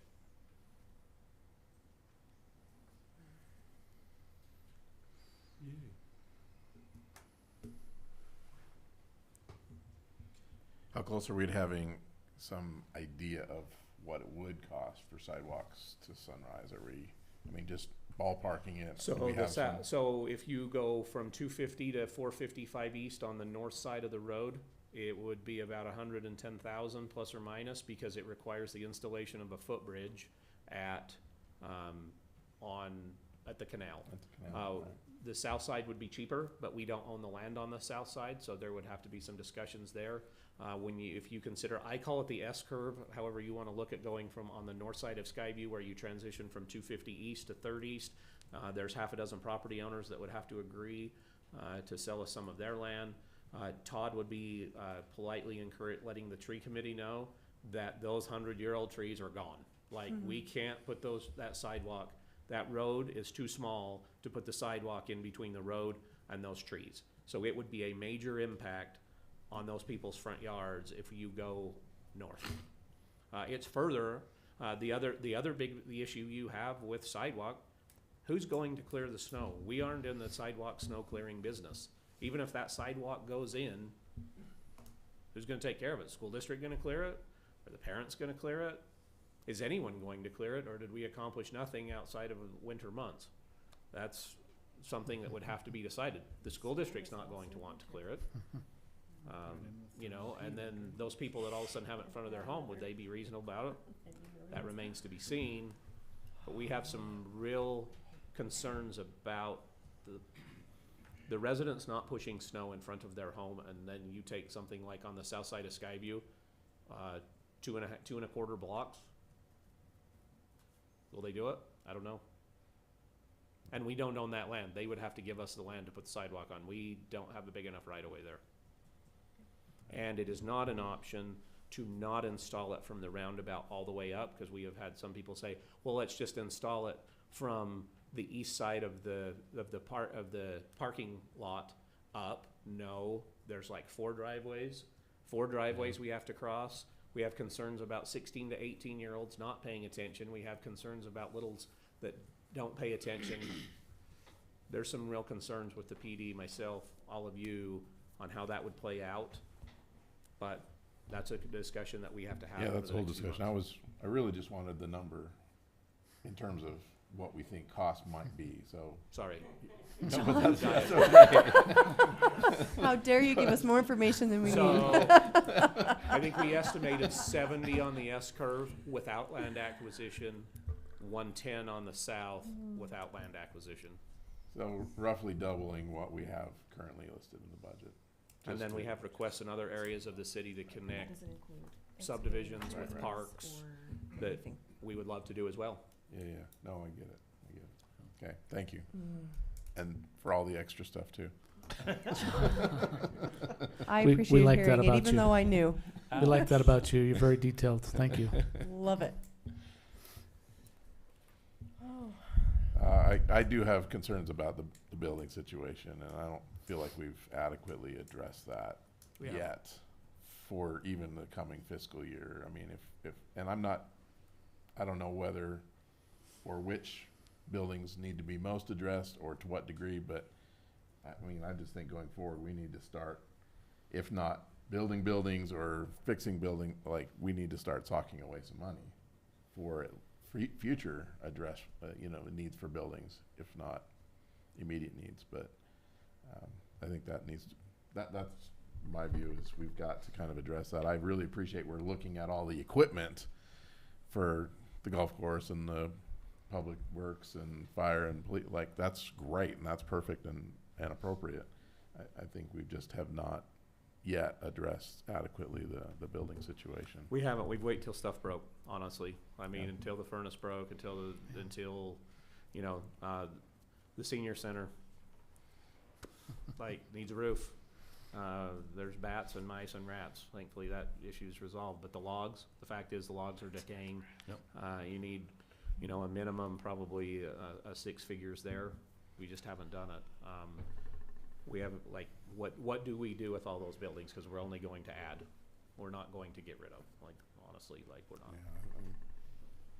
And Brett, you know, it's like Brett has tried to do really good every year. We've been fortunate to redo the gym floors in the Civic Center and the Youth Center every year. That's really the only improvement until something breaks that we do every single year. We've looked at the library. The only thing that we have done over there since the construction in 2015-16 was the carpet. And now we're on phase 3 because we've tried to stagger it over years. The Youth Center, like I said, trying to do some minor brickwork. But yeah, it's a super concern of every single one of us that the buildings are a concern. Yeah. What do you feel is the priority there? I mean, you've listed a few, but I think we've got to look at the roof on the cabin if we're keeping the cabin. I haven't been told we're not. I don't know what we're doing with it after we vacate it. I don't know if it's a relic. I'm not 100% sure. I'm going to get lynched as soon as that leaks online to the 2 people that are watching. But what are we doing with the cabin? Do we want to keep the cabin and dump the money in it? Because if we do, a roof's going to happen in the next fiscal year. I think the senior center is probably getting a current bid. Like, what is it really involved in? I mean, and that thing would be shut down a long time. Are they prepared? Like, we close it down for 2 weeks for carpet and it's the end of the world. Imagine closing it for 6 months or whatever and then the problem you have with the logs when we talk to them, what really happens when that job starts? There's no going back. Like, that thing is a go. If they run into more, we got to pay it. You know, we're excited to see the Douglas Mercantile building get to the point that it's open, but it's still got, you know, an upstairs that hasn't been touched. It's got a downstairs, I don't know if conference room's the right word. It hasn't been touched. I look at the city office. We'll deal with the AC and the furnaces as they come and go because we don't know what else to do with those. But it's never been painted since it was built. We've got someone coming to clean the windows. You know, the PD has not really had much done to it.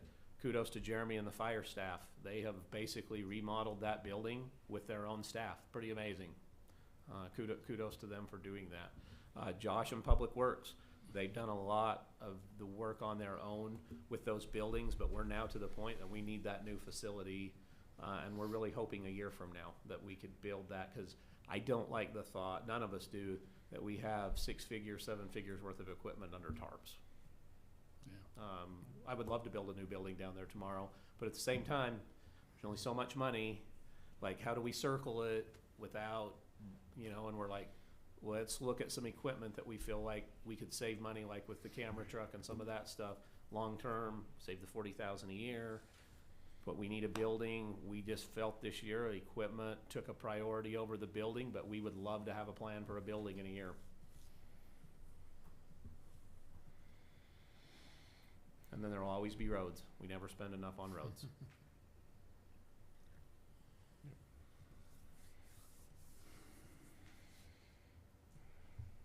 So the one thing you need to know from us tonight is... We'll talk about that resolution, but you have any other questions as far as the budget itself? I mean, obviously, we're going to talk about it for the next 3 months, but if there's anything else that you want answered tonight, I mean, obviously, we can go through it. You know, next, like when we bring it back in April, I'll be like, Council, here's the items that we've looked at changing or tweaking a little bit, right? So you don't have to stare at it and go, what did you do? But we would look at that. But tonight, the only thing we're gonna ask is after you're done with the budget, is that we look at that resolution adopting those changing fees at the golf course that would be effective July 1st.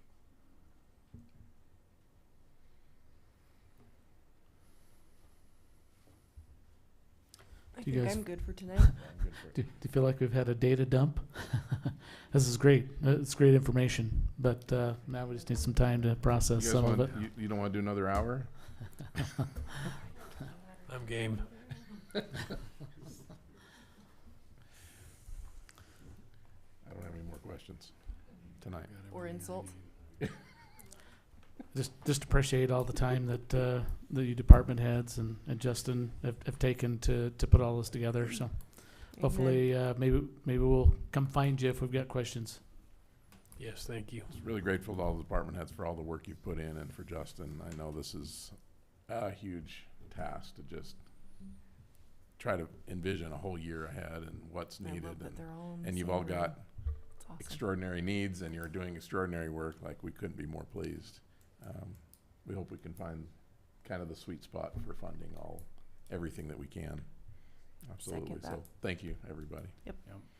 Just even the fact you would all stay here for the whole meeting, Yeah. greatly appreciated. You're awesome. Really. We don't just say that. I hope you guys know and understand that we really do care. We see you. We appreciate you. My wish is that everybody in the town, the city, would see it. It's really unfortunate. I echo what Jen says, but please go back to your people and tell them that. Absolutely. We do look out for them, appreciate them.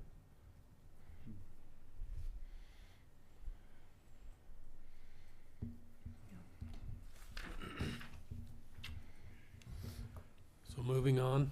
Yeah. And thank you, council. Thanks for listening. Like, it's ever evolving. Been working on it for months. We'll work on it for several more months. We expect that as you now kind of hear the plan or the vision, to come back with questions and changes, or what, maybe what we missed, or what you want to tweak, or what you want to do different. We expect that. We know that's coming. So tonight was kind of information overload. We did not want to, we love Jim Gass. We wish Jim Gass was online right now, but we absolutely are so thankful you did not require us to go through 840 line items. Like, we appreciate that, so thank you, council. I remember those We want days. to be halfway done. As painstaking as this is, I hope that people that are watching this and listening to this are realizing too what process is and what their city is really doing and with their money. Yeah, good point. Yeah, they've entrusted us to do that. So,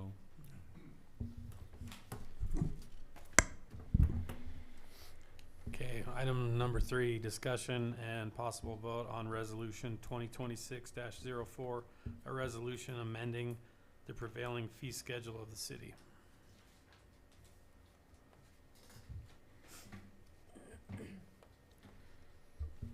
Seems pretty straightforward to me in the discussions that were talked about earlier.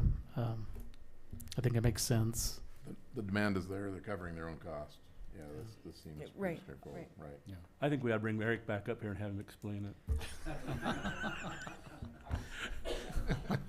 Well, and the thing Just is, it's because coming of with the- an additional benefit. It's not like it's just an increase for an increase sake. It's coming Right. with a benefit Absolutely. attached. Right. Intention. I'd entertain a motion. I will make a motion that we approve resolution 2026-04. I'll second. How do we vote? Jay? Aye.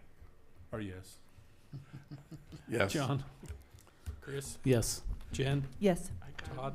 Yes. Good job. Nobody knew what it meant. Resolution 2026-04 passes. Mouth crooked. Arr. Any other comments? Mayor, I'd like to make a motion that we adjourn. I will second that. I'll second. We all will